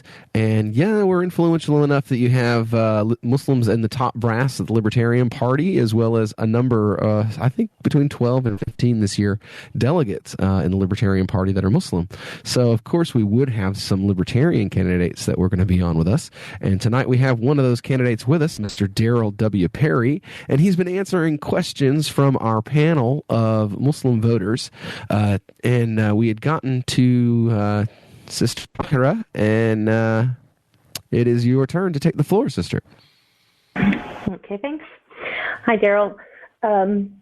Can you expound on your environmental policies? Specifically, how would you ensure that removal of government regulations or downsizing of the EPA doesn't leave particularly impoverished communities more vulnerable to situations like the current water crisis in Flint, Michigan? Well, the water crisis in Flint, Michigan happened because of government, not because of a lack of government. There was a water spill or a water pollution incident in Colorado a few months ago. Again, it was caused because of government, specifically caused by the EPA, to where there were EPA inspectors out with some heavy machinery around a capped-off mine, and they punctured something and wound up causing millions of gallons of pollution to run off into a river. And again, that was caused by the EPA. That was caused by government, not by some private company because of a lack of government oversight. So you really have to look at what's happening and the problems and see that most of the problems that we have now that deal with pollution are because of government, not because of a lack of government. One of the big instances that happened just a couple of years ago that has really negatively impacted the Gulf Coast was the BP oil spill. And that was caused technically by a private company, but they were doing something that they otherwise would not have done had government not limited their liability. So when that I believe it was the Deep Horizon oil rig, when it exploded, and again, millions of gallons of oil wound up flowing into the Gulf of Mexico, BP's liability was limited by government. BP did not have to pay the full extent of the cleanup. In fact, they didn't even pay, I think it was barely 10%. And again, that was because of government regulations, to where after the Exxon Valdez incident back in either the late 80s or early 90s, the U.S. federal government decided we're going to limit the amount of money that oil companies have to pay to clean up problems where they wind up spilling oil. And so they put this arbitrary cap of, I believe it was $175 million. Even though a lot of these oil spills wind up costing billions of dollars to wind up cleaning up. So you have these problems that happen, again, because of government, not because of a lack of government or a lack of government oversight. And also there are other government policies in place to where government regulations say that it's okay to pollute a certain amount, and anything over that certain amount, you can get permission from us, and then we'll either give you a yay or a nay. In a free society, absent government regulations, if BP spills oil on your property, you would be able to sue BP and hold the people that spilled the oil liable for cleaning up your property. As it stands now, there are all kinds of liabilities against you being able to sue the companies that pollute your oil or pollute your ground, pollute your water, pollute your food, etc. So what you really need to do is get rid of the regulations, but allow people to actually wind up suing people when people wind up causing some sort of harm. And that's not what you have with government regulations in place. Well, the whole idea I think behind limited liability is to create this situation where the state protects the owners of the business. So the people who made the rash decisions, the people who made the bad decisions to buy cheap equipment, to do things cheaply, they themselves can never actually be on the hook for the bad decisions that they made because of what you said, limited liability in a corporation literally creates a wall of protection of them from accountability to the public for the actions that their business does under their leadership. I think you make good points. That as someone who grew up in Pittsburgh, at the end of the steel boom, I saw how filthy it was before the EPA came in and forced them to clean up the water, the air. So that's where my concern would be with limiting the EPA. Right. And, a lot of the pollution that was happening was, again, because companies were not being held liable. Sure. And that's because of government regulations that prevent people from holding them liable. Right now, there are regulations, and I realize you're asking about the environment, but pharmaceutical drugs. In most cases, the drug manufacturer is shielded from liability unless there's some sort of proof that they acted in a negligent manner. So if it's just, we're telling you this is a side effect, so therefore it's not negligent, so you can't sue us. And the same way with a lot of the big companies, to where they get special favors from government to where they can't be sued unless it's deemed that they acted in a negligent manner. And I would say that running pollution into the drinking water is negligent, but government doesn't think so. So therefore, the companies are shielded from being held accountable for making horrible, rash decisions. So again, it's a problem caused by government, not a problem caused by lack of government. Daryl, that sounds like you would be against limited liability as a concept, not just like in the environmental sphere, but in the corporate sphere. Is that right? Am I reading you right? Correct. Did it. All right, thanks. Thank you very much. Now, just to clarify, my own personal opinion would be that in a free society where you didn't have these government organizations or institutions that were put into place, property rights would be respected. Like individual property rights would be respected. And if you have individual property that was damaged by pollution from a business, then that business would then be liable for those damages. And you wouldn't need a government regulatory body in order to do this. All you'd need It'd be a class action lawsuit. Exactly. It'd be a class action suit. You prove that pollution causes Everyone who breathes the air can now sue you. Exactly. You now have, if you can prove that certain emissions that come out of a business's smokestack cause cancer, then every person who has lung cancer could possibly have a case against them if you had a free society where people were actually held accountable for their actions against other people, instead of what you have now, where you have a society that the state literally acts as a protector between the people who carry out these unsafe actions and the people who are harmed by those actions. You know what's interesting? This had not occurred to me until just now, but in a regulatory environment, if the government goes after a company for environmental regulation violations, they issue fines that the corporation pays to the government for violating the regulation, and they're expected to fix it or whatever.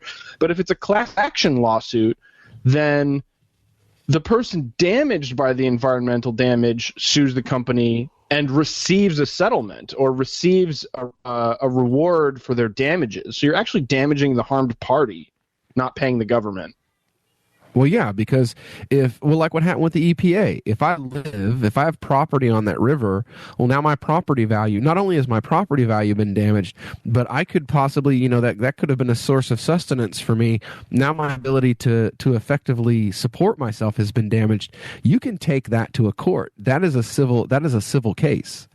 Your negligence damaged my property, and now because of that, I have the ability to go after you individually. And if everybody that lives on a river comes after you, you can put a company out of business, and that would keep companies in line. And we'll get into more with Abu Zaid Jardi's comment and question on the other side when we come back on the Call to Freedom on LRN.FM.